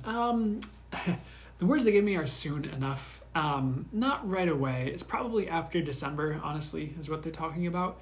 I guess spring and summer next year look very promising. You will have love, though, is what they're talking about. Like, they're saying you will have love. So I pulled this card, and I can't necessarily show it because there's, like, some nudity on it. But it's this card, and it's called Sacred Scar. Maybe I can just, like... as you can see, there's, like, this scar kind of on her chest area there. I kind of get that's what you're healing, honestly. You're definitely worthy of love. So what's the message with this one? I get this message like the more you heal, the sooner it comes, honestly. I don't think you're limited in the time frame to it, but any type of... you can just look at the past wounding and see, okay, do I need to go further here? I get you're doing okay, honestly. I don't get you're necessarily like devastated or in like an awful place about it. But anything else about that? I would know that you're worthy and it's coming, honestly. I kind of get this message of don't be hasty. Like sometimes when you rush it, it doesn't work is also what's coming through for you. But will you find love? Yes, absolutely. Soon enough. So I hope that makes sense.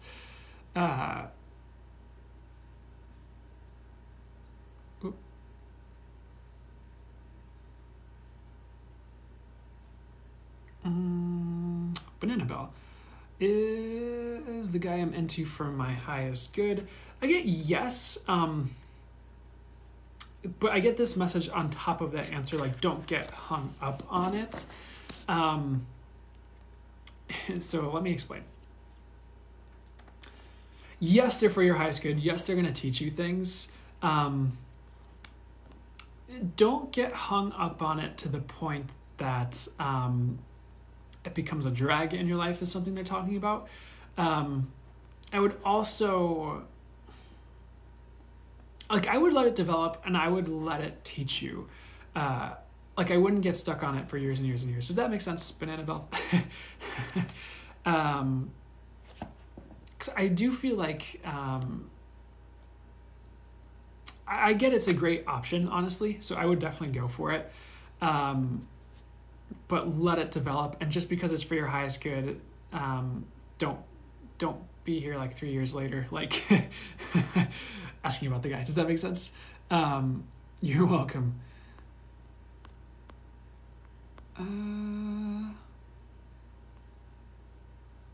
Cat butts. I love that username. Is he going to figure his crap out, or is it done? I get it's done. He will, but it's not going to be for a time, honestly, cat butts. The username is getting me. I love it. So that's what I get for that answer. I hope that helps. I would not wait around for him.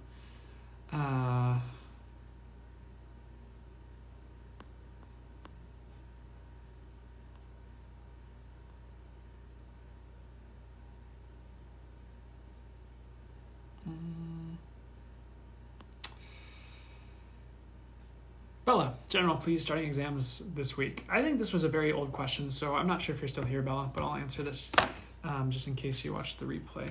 I get exams are going to go well, honestly, first and foremost, is what I'm getting. I'm also getting this message for you in general to go against the grain. I would be yourself even if it's uncomfortable, as a message they're talking about.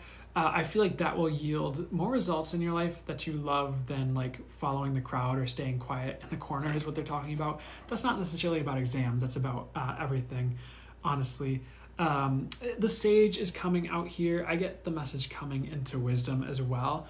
And I'm getting this message about ancient practices, because they're pointing my eyes to like these wands, and there's like teeth hanging from it, and there's the moon, and they gave me the words ancient practices. I'd get like, for the highest good, okay, a couple messages here. Any rituals or ancient work that you feel, so for instance, like working with the moon, any type of ancient ritual or practice that calls to you, or anything that speaks to that, just any type of ritual that is for the highest good, I would do. And it kind of speaks to, I guess you could say white witchery, so like spell work, witchcraft, just ritual is kind of the theme, like for setting intentions that might be helpful for you. If that resonates for you, like for some reason, ritual is important. Also, the other thing that happened is like, there's this, it looks like an eyelash on this card as I pulled it. For me, that's about, one, I'm hearing wish fulfillment, but it's also about making a wish, because there's a whole thing where like if you have an eyelash, you pull it off your face and make a wish, and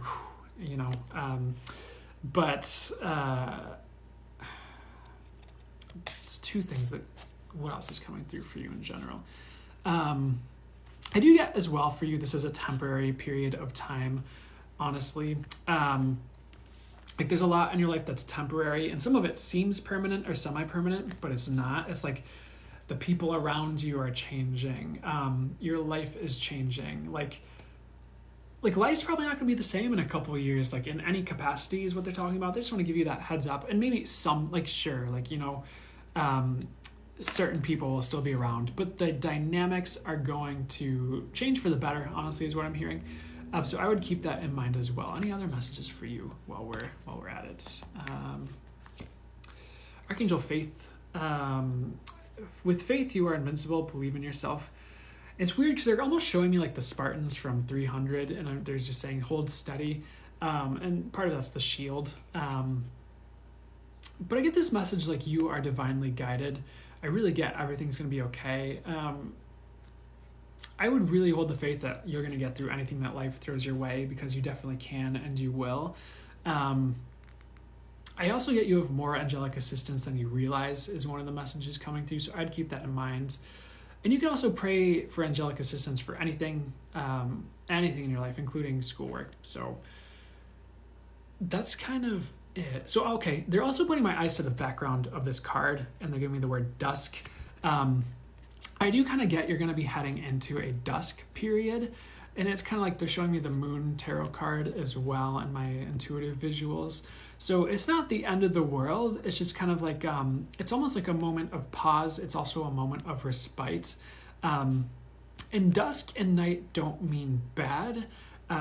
In some ways it can mean rest. And in some shamanic work, darkness is actually a healing and restorative element, much like you sleep and restore and rest at night. And that's very different, of course, than what some people might say by dark is like, I don't know, like Star Wars. Like, it's not the dark side. It's like, it's night. It's not bad. It's just nighttime, you know? So what else? What is that? Why is that important? Why is that coming through for you? It's more just so you're prepared, honestly. And like, things might not always be like light and bright, but it's meant to restore you. And it's almost like being put on pause is kind of what I'm getting. They just keep showing pause and restoration. So I would take, if you get into a phase upcoming here where you find yourself resting more or restoring more, not having to do as much, I would jump on that and take the time to rest, honestly, and restore. Because the dawn always does come again, and you'll be happy. So I would keep the faith through any storms or anything that comes up here. Hope that helps, Bella. Janine asks, will Brian and I get back together? I'm getting no. Not for a long period of time is what I get.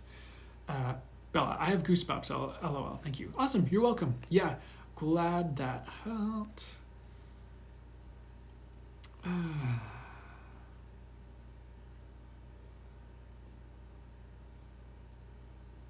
Shireen, does E think I'm cute? What did he think? Well, I think this is an old question.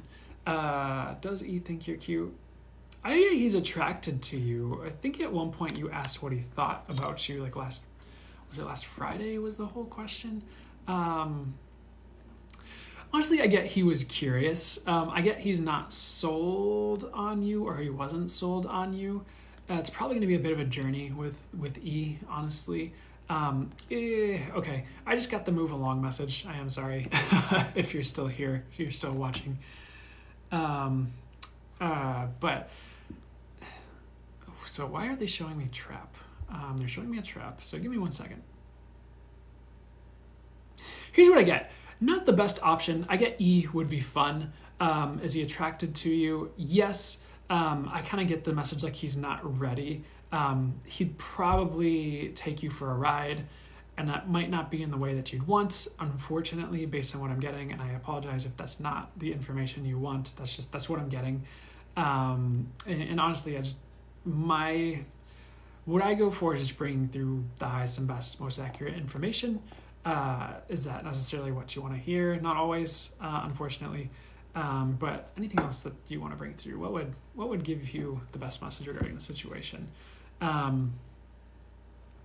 Honestly, what I get is you can give him a shot, or her, whatever gender, you can give E a shot, but there's better coming for you, honestly, is what they're talking about. So try not to get sold on E.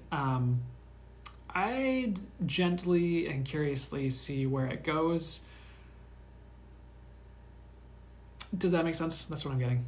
I hope that helps. Melissa V68. Why do I always space out or fall asleep during your lives? I try to concentrate on the messages. So let's see what they want to say. So sometimes when there's high frequency energy, and channeling is a pretty high frequency thing. I know sometimes like people will start to space out or maybe go into a trance-like state when they listen. It's nothing wrong with you. It's just like I'd say you're getting what you need from it energetically. And so it's not always about the messages, but I get you'll probably catch what you're supposed to catch. So I want to see if they clarify that for you specifically. What I get is like while you're listening, you're starting to entrain to a higher state yourself, and that's part of the like falling asleep or zoning out. And it's a little bit different because I'm not going full channel mode. But for instance, one thing that other channelers will talk about, and I've experienced this too, is there's an energetic transmission that goes along with channeling. So you're kind of getting energy work along with the words that come through the message. And sometimes it's more about the energy and the frequency. I'm not saying it's only about the energy and the frequency, because the words I do feel like matter and are important, especially when you're doing readings and delivering messages. But sometimes it's also about, well, it's always also about the frequency and the energy of it and what it's doing for you on that level. So you're still getting things out of it, and you're never forced to stay here, by the way. If you're like, well, I'm tired of falling asleep, so I'm going to do something else. Totally cool, I get it. But that's just, that's part of the reason why you might feel like it. The other thing is, sometimes I get into a very trancy state. Some of these lives, like, I don't even remember half of what I say, honestly. If not more. And sometimes I get in a trancy state and I'm just going through the questions and like just saying what's coming through. And so you might be picking up on that a bit as well. It just kind of, everyone starts to get a bit trancy sometimes. Not always, but what a break. I was wide awake for that message. It's kind of funny.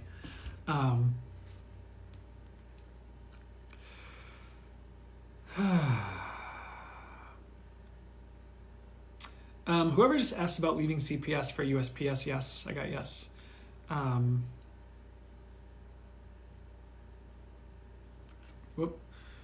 Aspiring human. My question never gets answered, which is fine, but I always listen because I get so much from these. Oh, I'm glad to hear it. I'm so sorry I don't think I see your questions usually, weirdly. I'm sorry to hear I don't get to it, but thank you.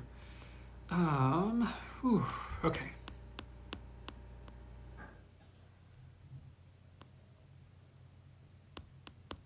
So I'm going through the Q&A here. Excuse me.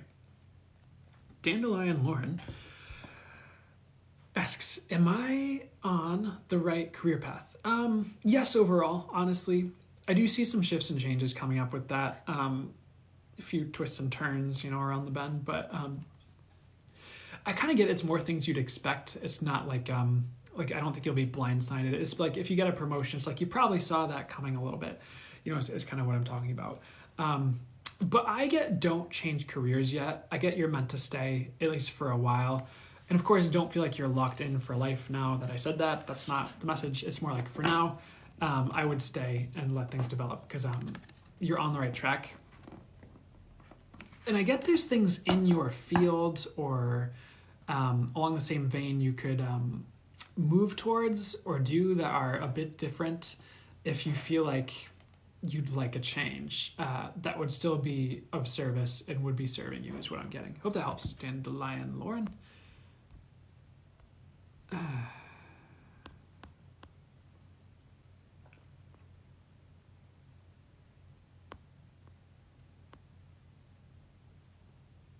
Now I'm falling asleep. Now I'm zoning out. I'm not zoning out, but actually I kind of am. Sorry. Power Eternal. Are my business ventures with Josh going to work out? I get yes, honestly. They're giving me the word fortitude. I get fortitude and fortuitous. So I would have fortitude in the situation. I would have strength. I would carry on. And they're kind of giving me the message if it's like chop wood, carry water. I get consistency is key and will pay off in the business ventures, honestly. As long as you're consistent and you're showing up and doing the work, I do see you're going to have lift off and take off here with that. So that's what I get for that.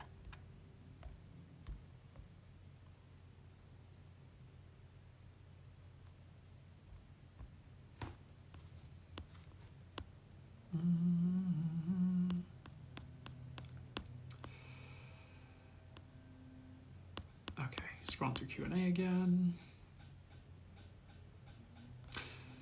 FIFO Jesse 111 asks, did my husband and I share a past life? I get yes, a couple actually, more than one.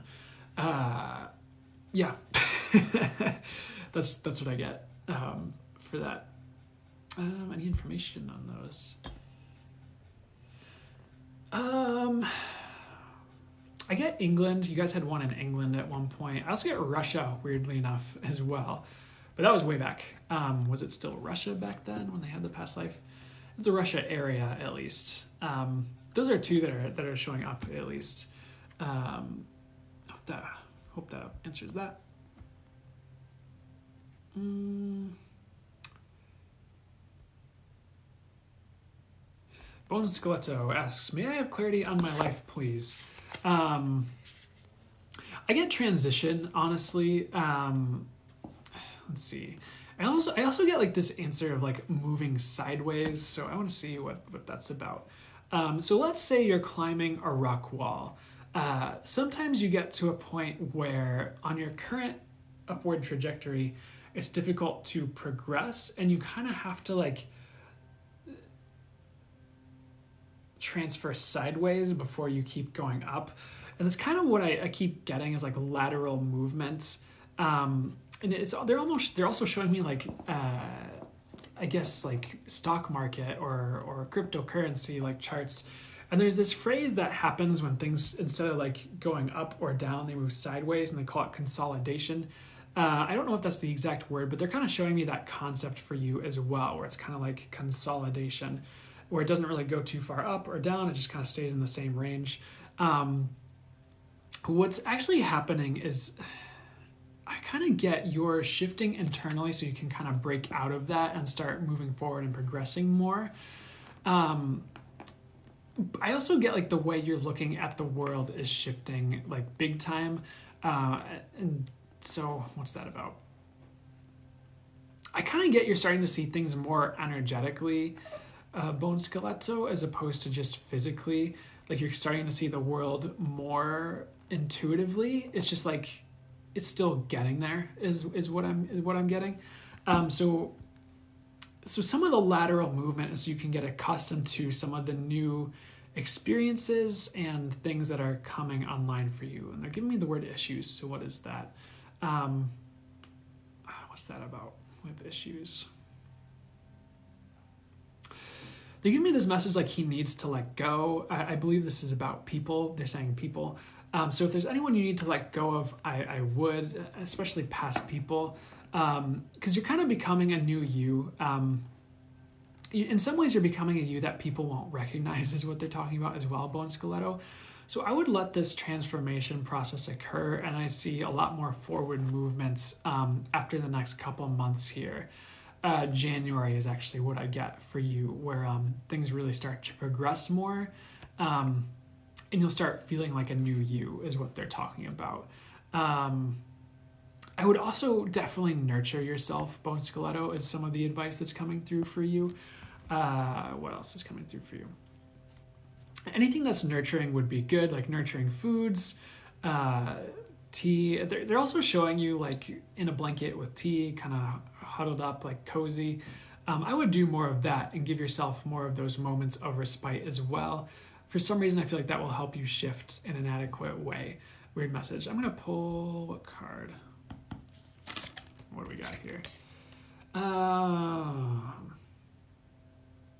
So this card, Guna Tantrika, I'm just going to read it intuitively and based on what I channel through, just because I don't remember what the book says. Honestly, one thing I do get is more, they're saying more coin is coming in. Like I do get you're headed towards abundance. I don't know if it'll be right away, but it might be a second, but you do have more of that coming in. Anything that's crumbling, like this moon here, I would let it crumble. Some things are meant to crumble so you can kind of rebuild from the rubble. It kind of reminds me of one of the ways you can read the Tower card in the tarot, where it's like the tower is kind of meant to come down so you can rebuild it stronger and better than before. And it's part of the Fool's journey in tarot. And so it kind of reminds me, like, if anything crumbles or falls, like, I would let it and I would rebuild something better in its place and not try to hold on to the dust from the dust particles from the tower collapsing, if that makes sense. And I get you're not going to have a tower moment. You already had a tower moment, honestly. So what's all that about?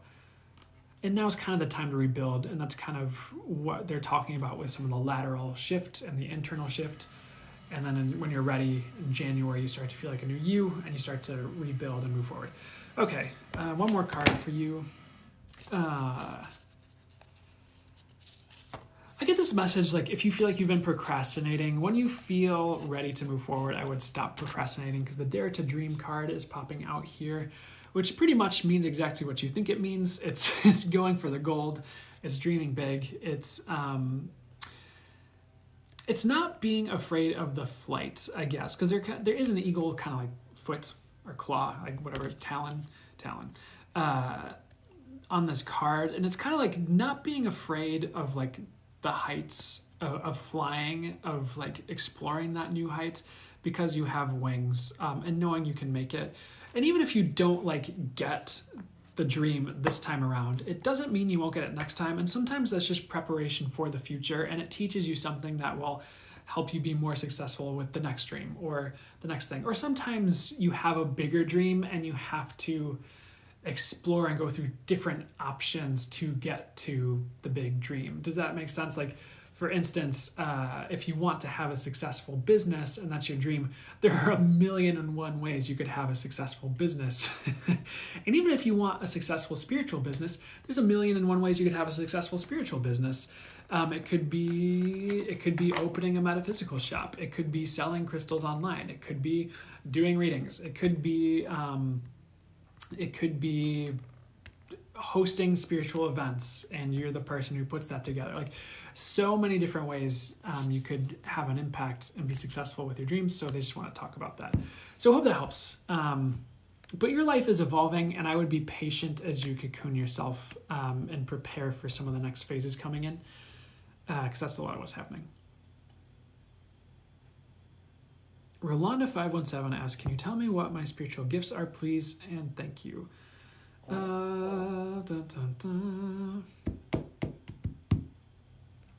Yeah. Honestly, I get your intuition is strong. Anything you're doing where any exercise you're doing where you open the third eye is recommended. That's going to be your strong suit, is just like your overall intuition, honestly. Definitely clairsentience and energy sensitivity. And I would say, as far as clairs, like clairvoyant comes to mind as well, which definitely makes sense with the strong intuition. I get this message, like, you're going to start feeling things, and it translates in like knowing. So you might like meet someone and you feel something about them, and then you just like know something about them. And eventually you'll start to get more intuitive visuals that ramp up as well, or visions. Anywhere, this is going to be common advice, guys. Anywhere you're practicing working with energy would be good, because that helps ramp up your clairsentience. That could even just be like working with crystals and crystal grids and seeing how their different crystals feel to you. How do the energies in the room shift as you build a crystal grid a certain way? Also a good way to work with your clairsentience and practice that. I kind of get you'll be able to read others like a book, honestly. And I kind of get this message like, it's exactly what I just said. You'll look and you'll feel it and you'll know. So that would be like some of the starting points, I'd say, for like what your gifts are. Of course, there's more. That's just like the beginning, you could say. So I hope that makes sense and helps you out. So back to the Q&A.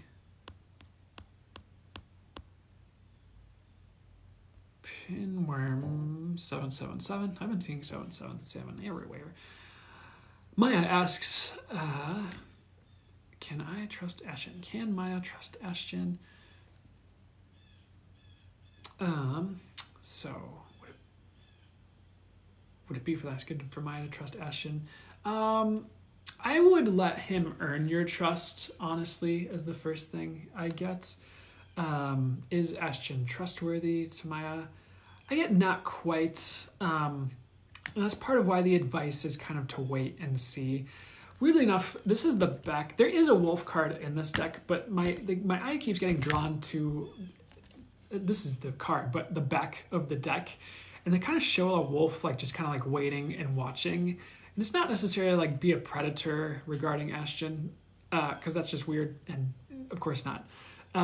But it's kind of like how a wolf or like a might like wait and watch and then like strike at the right moment, if that makes sense. Though I don't think this is about striking at the right moment. I think this is more about waiting and watching and seeing what they unveil to you. Honestly, the message I get is don't trust them to kind of, but like if you don't want to just take my word for it, then wolf analogy is what I get for you.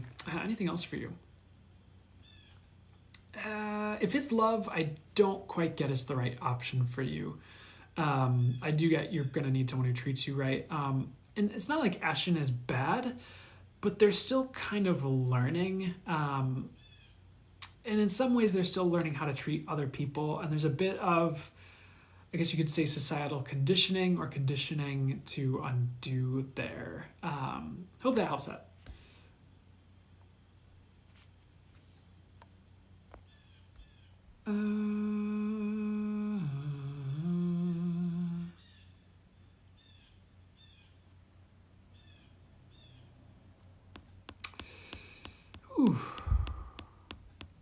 Scrolling through the Q&A. Answered that one. Oh, no. Tom is just Tom asked, do I say yes to a new career opportunity? Would it be for the highest good for Tom to say yes to a new career opportunity? Would it be for the highest good for Tom to take the new career opportunity he's talking about here? Yes, honestly, I would. Especially if it feels right to you. I would do it. Honestly, yeah, that's what I get. That was the first thing I was hearing. So.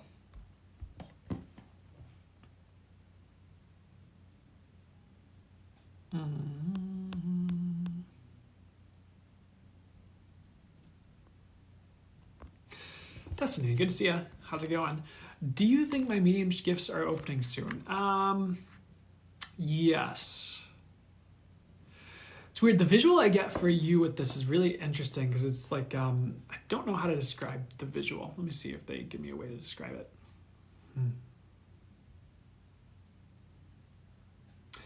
I get this visual, like it's like your gifts, but they just keep like expanding. It's like they keep branching. It's like they branch out and then they branch out again and then they branch out again. Because I get there's a lot of intricacy to your gifts for you, Destiny. You're going to find you're going to become very expansive, honestly. And I kind of get mediumship as just the tip of the iceberg. Excuse me. So over the years, yes, that's definitely going to unfold for you as far as are they opening soon. I get they're already open. They're just opening more is what I'm getting for you, Destiny. So I'm getting this interesting visual, and it's like they're kind of giving this visual of like sands, and it's like almost in the desert, but there's this desert temple and you're there. And what is this even trying to tell me? I get this message like with this, like you're starting to unlock all of your ancient past. So you're getting a lot of your gifts coming online that you've had in past lives or in your previous ancestry is what they're talking about. And that's kind of unfolding over the next year is what I'm getting for you, where that really starts to unfold and expand more. So hope that helps. So yes, short answer, yes. Gina Nazara, hi. Any advice for you? Okay. Honestly, I can't remember if I already talked about this with you, but with this card, 7 Blessings of Ease. Okay. So that's definitely synchronistic, but 7 Blessings of Eve, and I'll come back to that in a second, coming out. I would definitely work through your 7 chakras, Gina, is what they're talking about.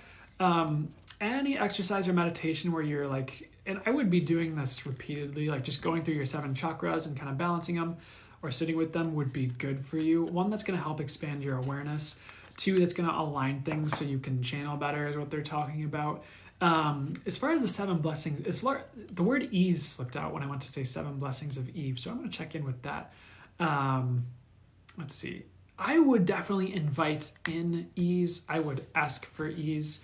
I think sometimes it's something I found myself doing, and something that I think is underutilized or maybe even underrated. It's just like any request, anything you go through in life, you can ask for ease. And there's nothing wrong with that. That's something that I believe they talk about in Access Consciousness, but also just other channelers I've seen have brought through that message. Like, with any energy work you do, with any endeavor, you can ask for there to be ease and grace with any shifts that come along, with any project you undertake, with anything. And you're going to have a higher likelihood of that manifesting and being more of your constant reality when you're asking for it. And making that a conscious intention is what they're talking about, is having that ease. I do get you have some major shifts coming up as well, Gina. I do get like a major change in direction. And it's kind of, I also see this thing, like things start to make sense. And it's almost like this unveiling. It almost reminds me of the High Priestess card in some ways, but it's almost like they're showing me like something was in front of your face and you couldn't see it, but then like your eyesight like clears up metaphorically, and then like all of a sudden you can see it really clearly and everything just comes into focus, and suddenly you kind of have the full picture of your life, and you're kind of able to move forward and make the right choices for you. And nothing's the same after that. But I kind of get that's coming in. I get that's coming in November, interestingly enough. But I would let that be flexible timing. That's something I'm getting is coming in for you, interestingly enough. It's a message that wanted to come through for you. So any other blessings of advice? I would also try to simplify everything, but especially like anything you're trying to do like energetically. I'd say the simpler, the better. I get this message like complexity begets complexity. And oftentimes things don't have to be as complex as we make them. And like, especially anything to do with energy work, it can be simple. So hopefully that helps. That's what I'm getting for you.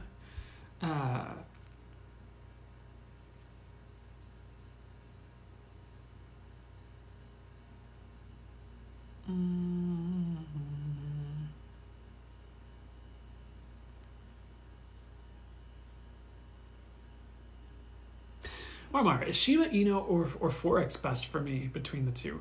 Let's see. Would it be nice good for you to go with Shiba? Would it be nice good for you to go Forex? Honestly, I would do both. To me, let me see. It's almost like there's no wrong answer, weirdly enough, for this one, which I think is really interesting. I would go with Shiba. Personally, that's the one I go with. I'm guessing you're talking about crypto, but unless Forex is a type of dog and you're adopting a dog. I get Shiba. They just keep saying Shiba. So, but Forex isn't a bad option either. You might even want to split. Which one would you want to lean more towards? Honestly, I get either or, but they keep saying Shiba.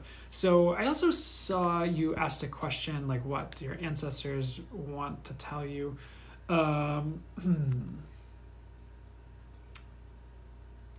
Honestly, what I get for you, Marmar, as far as like what your ancestors want to tell you is like, I get this message like you need to go your own way. Like definitely don't get lost in the crowd. You're supposed to be a standout person this lifetime. In some ways, someone who doesn't always necessarily curtail to others' wants and desires, if that makes sense, at least for you and your life. Because that's for you to unravel and experience and not for others to dictate. So what else do they want to say for you? I get you will have wealth as well. I get this message meant to be rich, which is very interesting to me. So what does that even mean? Is that financial wealth? I'd say whatever richness means to you, whatever a rich life would be to you, that's something that is you're meant to have, honestly. But they did say meant to have wealth, so that could definitely be finances for you as well. Anything else for you? I also get this last message of like, don't be afraid. And they're like, everything is shifting, but don't be afraid. I really get you're really taken care of through this passageway of time you find yourself in, which is a really interesting visual I'm getting, because it's like you and a torch in this long corridor with a really tall ceiling with like ancient hieroglyphics on it, almost like Egyptian looking. And you're kind of going down this corridor, and it's almost like there's nothing to fear as you kind of like traverse some of the new passages and endeavors you're coming into in life. The more fearless you are with your choices here, don't be dumb, but the more fearless you are with your choices, the better the yields and gains I'm getting for you, just like in every area of life. So I would not hesitate to like go for your goals and dreams. I would really charge towards life fearlessly. And they're also giving this message like tomorrow is never promised. For me, I really feel like you can check in intuitively and get the accurate answer, like, oh, am I going to die tomorrow? Am I going to die tomorrow, universe? No, it's very unlikely, is what I get. Are you going to die tomorrow? Nope, not happening, is what they say. But it's more that, like, it's more the premise of treating every day like a gift, and not living your life for your 60s, if that makes sense, which is about, like, how people will, like, they'll just put off the happiness and whatever until they're 65 and they retire, and then they, yada yada, the whole thing, the whole spiel. Everyone talks about it. But I would also try to enjoy as much as you can today, within reason. Hope that helps. Whew.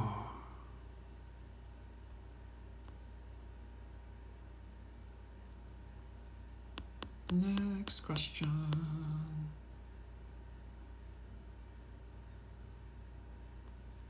User 7111K asked, should I quit my job? I get not yet. I get you will. But honestly, I would try to find something better. Do it safely. Find something better and then quit. It's fair game at that point. I would hold off for a little bit while you look, though.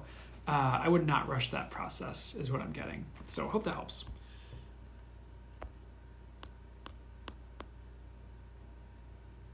Marie, you asked, am I on the right life path? Advice, are you on the right path? Are you on the right life path? Are you in the highest most life path for you? Here's what I get. You're getting it there. So weirdly, the message I get, they're showing me like an overhead view of like a river, and they're giving me the word tributary. So I get this message like you're on this path that gets you onto the main path. And it's not like you took the wrong path.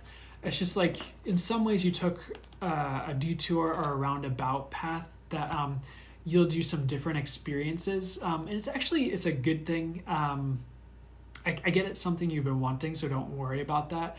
But you're not on the wrong path at all. So what further advice do you have for you right now? This is definitely a period where I'd recommend you go within. I would try to, if there's a lot of external noise, like whether it's social media or even the news, I would try to turn the news off and like get away from the noise. Like even if it's just for a week, like take time to turn your phone off when you're at home, if you can, if it's safe for you and your situation and your, sometimes when you have kids, you can't just turn your phone off, but you know what I'm saying.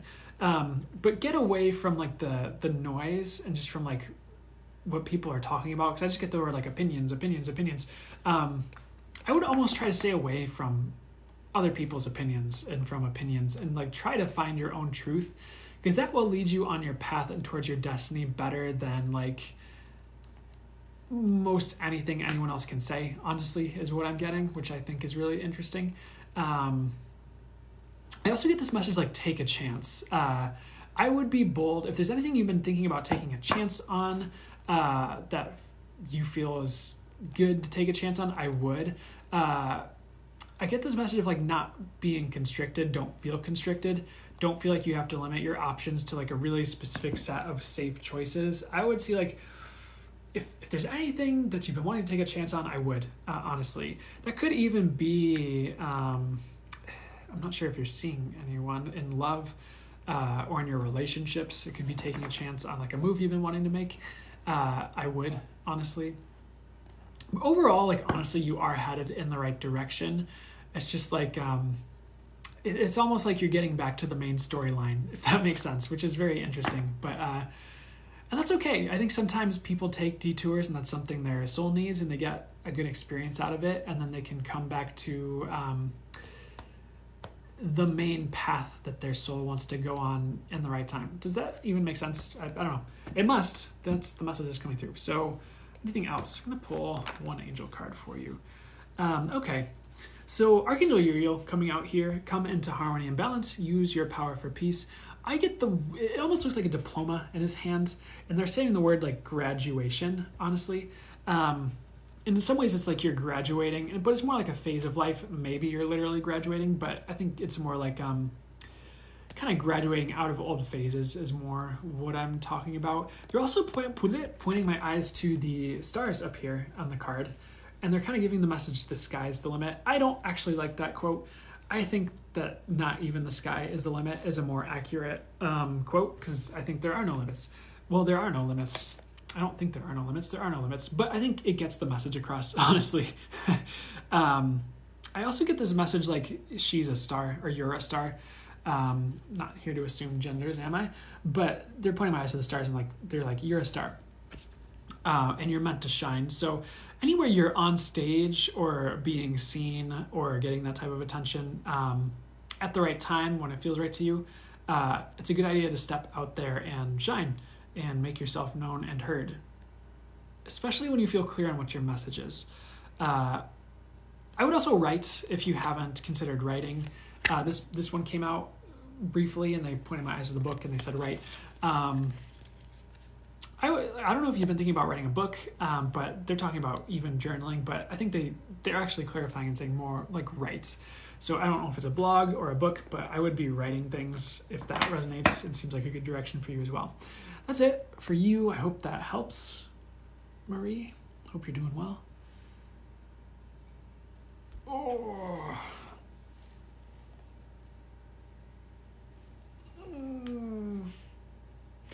Casey Joe, I get yes, you will be able to get a new car soon. You'll get the right one. I don't know if it'll be today, but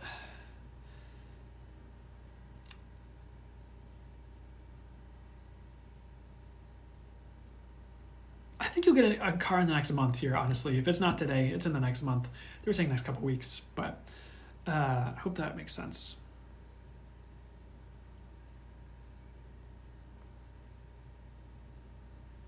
Okay. Michelle Maria 1313S, are the black floating objects in my peripheral vision spirits or hallucinations? I get neither, honestly. They're giving me like the word energy, honestly. So let me see what that is you're seeing here.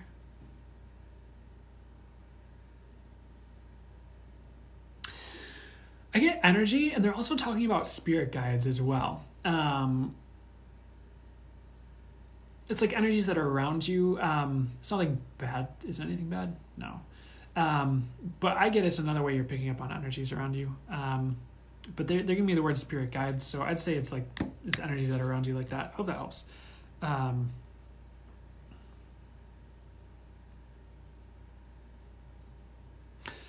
JYK113077S, am I a psychic medium? If so, what should I do?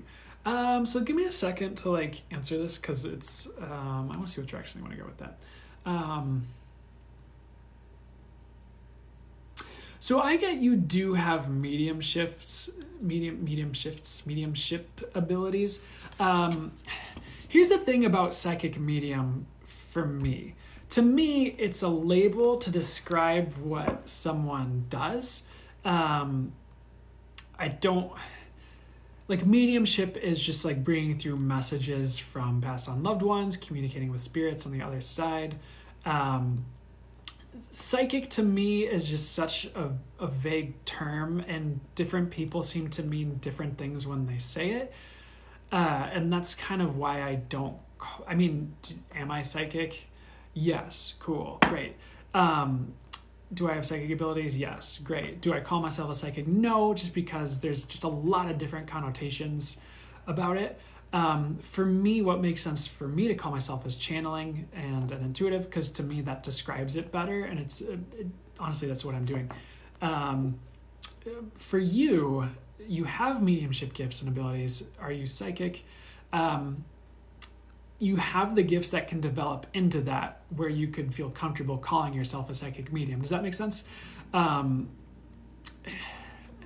some ways, I kind of almost want to say, like, you have those gifts and then you develop it into becoming a psychic medium. I don't know if you just are a psychic medium, and maybe that doesn't resonate for you, but does that sort of make sense? It's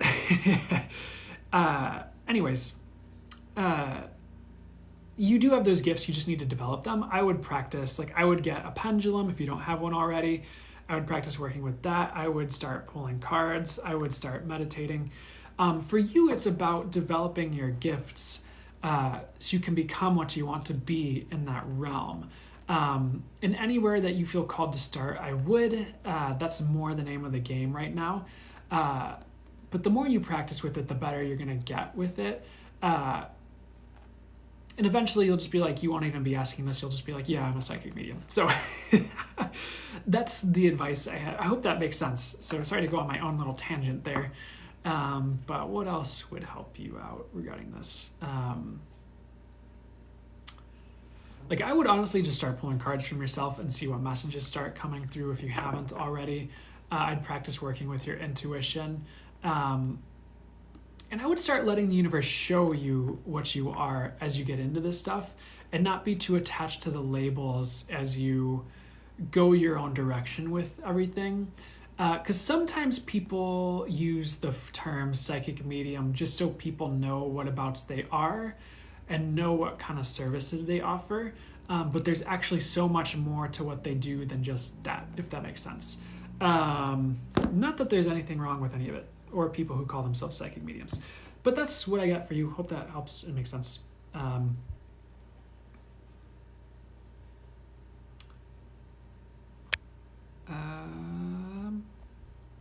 Okay, never mind. Me, myself, and Sarah J asked, what can I do? Well, the full question was, what can I do to help myself? When I pulled it up, it just says, what can I do to? Thanks, TikTok. Okay. So I don't know why I pulled this card. So the Kali Yantra came out here. Couple things. The first word that came to me when I pulled this card was pray, but there's also these prayer beads. I would actually get mala beads and start setting intentions that way. There's this whole thing that I think is really cool that I heard earlier in my journey, and I've never heard anyone say it since, but it was this whole concept that if you get mala beads, and it's beads that have 108 beads, so you're repeating a mantra or phrase 108 times. If you have a mantra and you repeat it, if you repeat it 108 times with your mala beads every day for 40 days, that saying becomes a part of you. And I love that for some reason. I think that's a great way to manifest and to get a certain energy in your life. So for instance, like if you want to have obstacles removed and like you want to work with Ganesha on that, you could just do the Ganesha mantra 108 times for 40 days, and then you constantly have that with you, if that makes sense. Is that actually a specific thing? I think it's about the intentionality. I do think there's something to it with that, if you approach it with that intention and understanding. But weirdly enough, I would pray. I would be like surrendering to the divine and like letting source and the universe shift things. Sometimes when you're too hands-on with things, things don't shift the way you want them to. But if you kind of like let go and like, it's almost like letting go and let God. It's like kind of, I just see God's hand, the universe's hand kind of coming in and just like adjusting things just right. And then everything kind of like falls into place and you're like, oh, I get it now.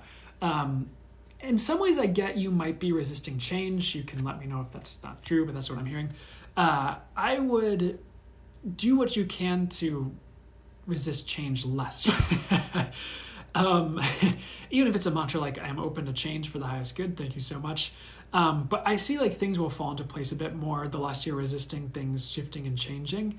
Um, I get this message like you're becoming a bit grander, but you're still kind of like slopping off some of the stuff that's in the way of you hitting a new part of yourself. And they're giving me the visual of I don't know if you've ever seen Avengers Age of Ultron, but there's one scene in this movie where Ultron, who's the bad guy and he's a robot, that's a simplification, but we don't need to get into the technicalities of the MCU. My gosh. But anyways, this character like pretty much says like what doesn't kill me makes me stronger. That's not the message. What happens is he's like kind of intimidating one of the characters, Black Widow. And like what he does is he creates a larger version of his robotic form and pretty much like tears the old one apart. He's like, what doesn't kill me? And he tears the old one apart and becomes the bigger one. He's like, makes me stronger. And that's kind of what I see. You're not tearing yourself apart. That seems a bit gruesome, honestly. And it's not as gruesome because it's a robot in the example. But that's kind of what I see you doing, is stepping up into this bigger, grander version of yourself. It's just like, you're not there yet. You're still kind of killing off the old aspects of you that are inhibiting that, but you don't realize you're doing that, so it's almost a little bit stressful maybe. Is a lot of this energetic? I'd say a lot of this is energetic though. So, root chakra has been coming out for a lot of people. This card does have like, I believe, the symbol for the root chakra on it behind it. So I would also look into just doing some healing with the root chakra, and stabilizing yourself as things shifts, if that makes sense. So anything else that you can do to help yourself? I get this message like, don't be afraid to use new tools, whether it's an energy work or it's anything else you're drawn to. I get there's new consciousness tools coming that are going to help you out of a lot of potentially sticky situations. I don't know if that's access consciousness or what, but for some reason, I get there's more tools coming your way to help you out as well. So anything else? I'm going to pull one more card. Okay, so they wanted me to pull the top two cards. The two cards I got are Spirit Bear of 396 hertz and 16, the Sun of 417 hertz. I would call upon Bear Spirit Animal. Well, I get that's a totem animal for you, Bear Spirit Animal. Bear Spirit Animal is very protective for the highest good. Definitely a good one to have around. Also comforting. I would also, like with this card, the first thing I was getting is like consoling yourself. She's kind of like hugging herself, kind of like consoling herself. Don't be afraid to give yourself comfort through these times is something they're talking about. But you're also headed towards the sun as part of the message with this card. You're just kind of shedding some of the aspects of yourself, not letting the sun shine through. So I hope that helps. It makes sense and resonates. Anything else for you that would help? I would also be grounding yourself. That's probably partially why that root chakra card came out, is grounding. And you know what? I pulled a different card, but it still has the root chakra symbol on it. So I was going to try and pull that old card again I don't know where I put it. But I pulled this card and it still has the root chakra on it. So I would definitely look into your root chakra and grounding, because that's going to help you shift as well. Hope that helps. Thanks, Toto. I will do so.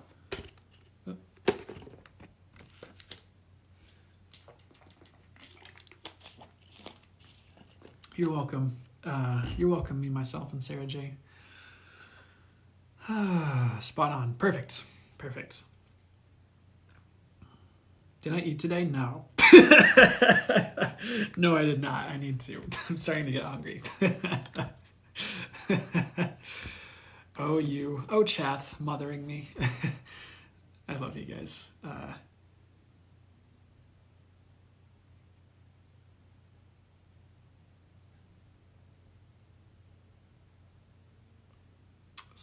Starlight Worker, I do get your marriage will last a long time. You should eat. Yeah, I should eat, actually. Maybe I should probably, thanks, Anela. I should probably do that. Let's see. Who was I answering? Was it Starlight Worker?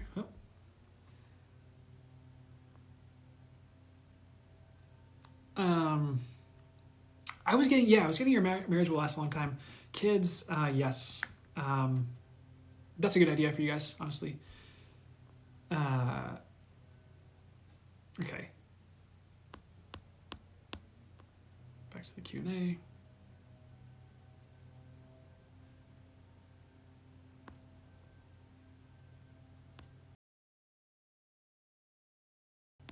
I keep closing out the app accidentally. I think I'm supposed to end the live. Let's see. Yeah, I'm just zoning out. I'm going to do one more. I'm going to end the live. I'm going to see who... I'll just go through the Q&A.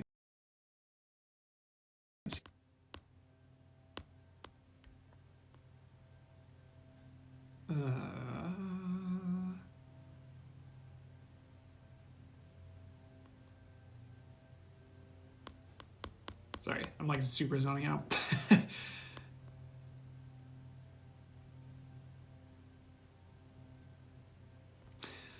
Healing Journey Candles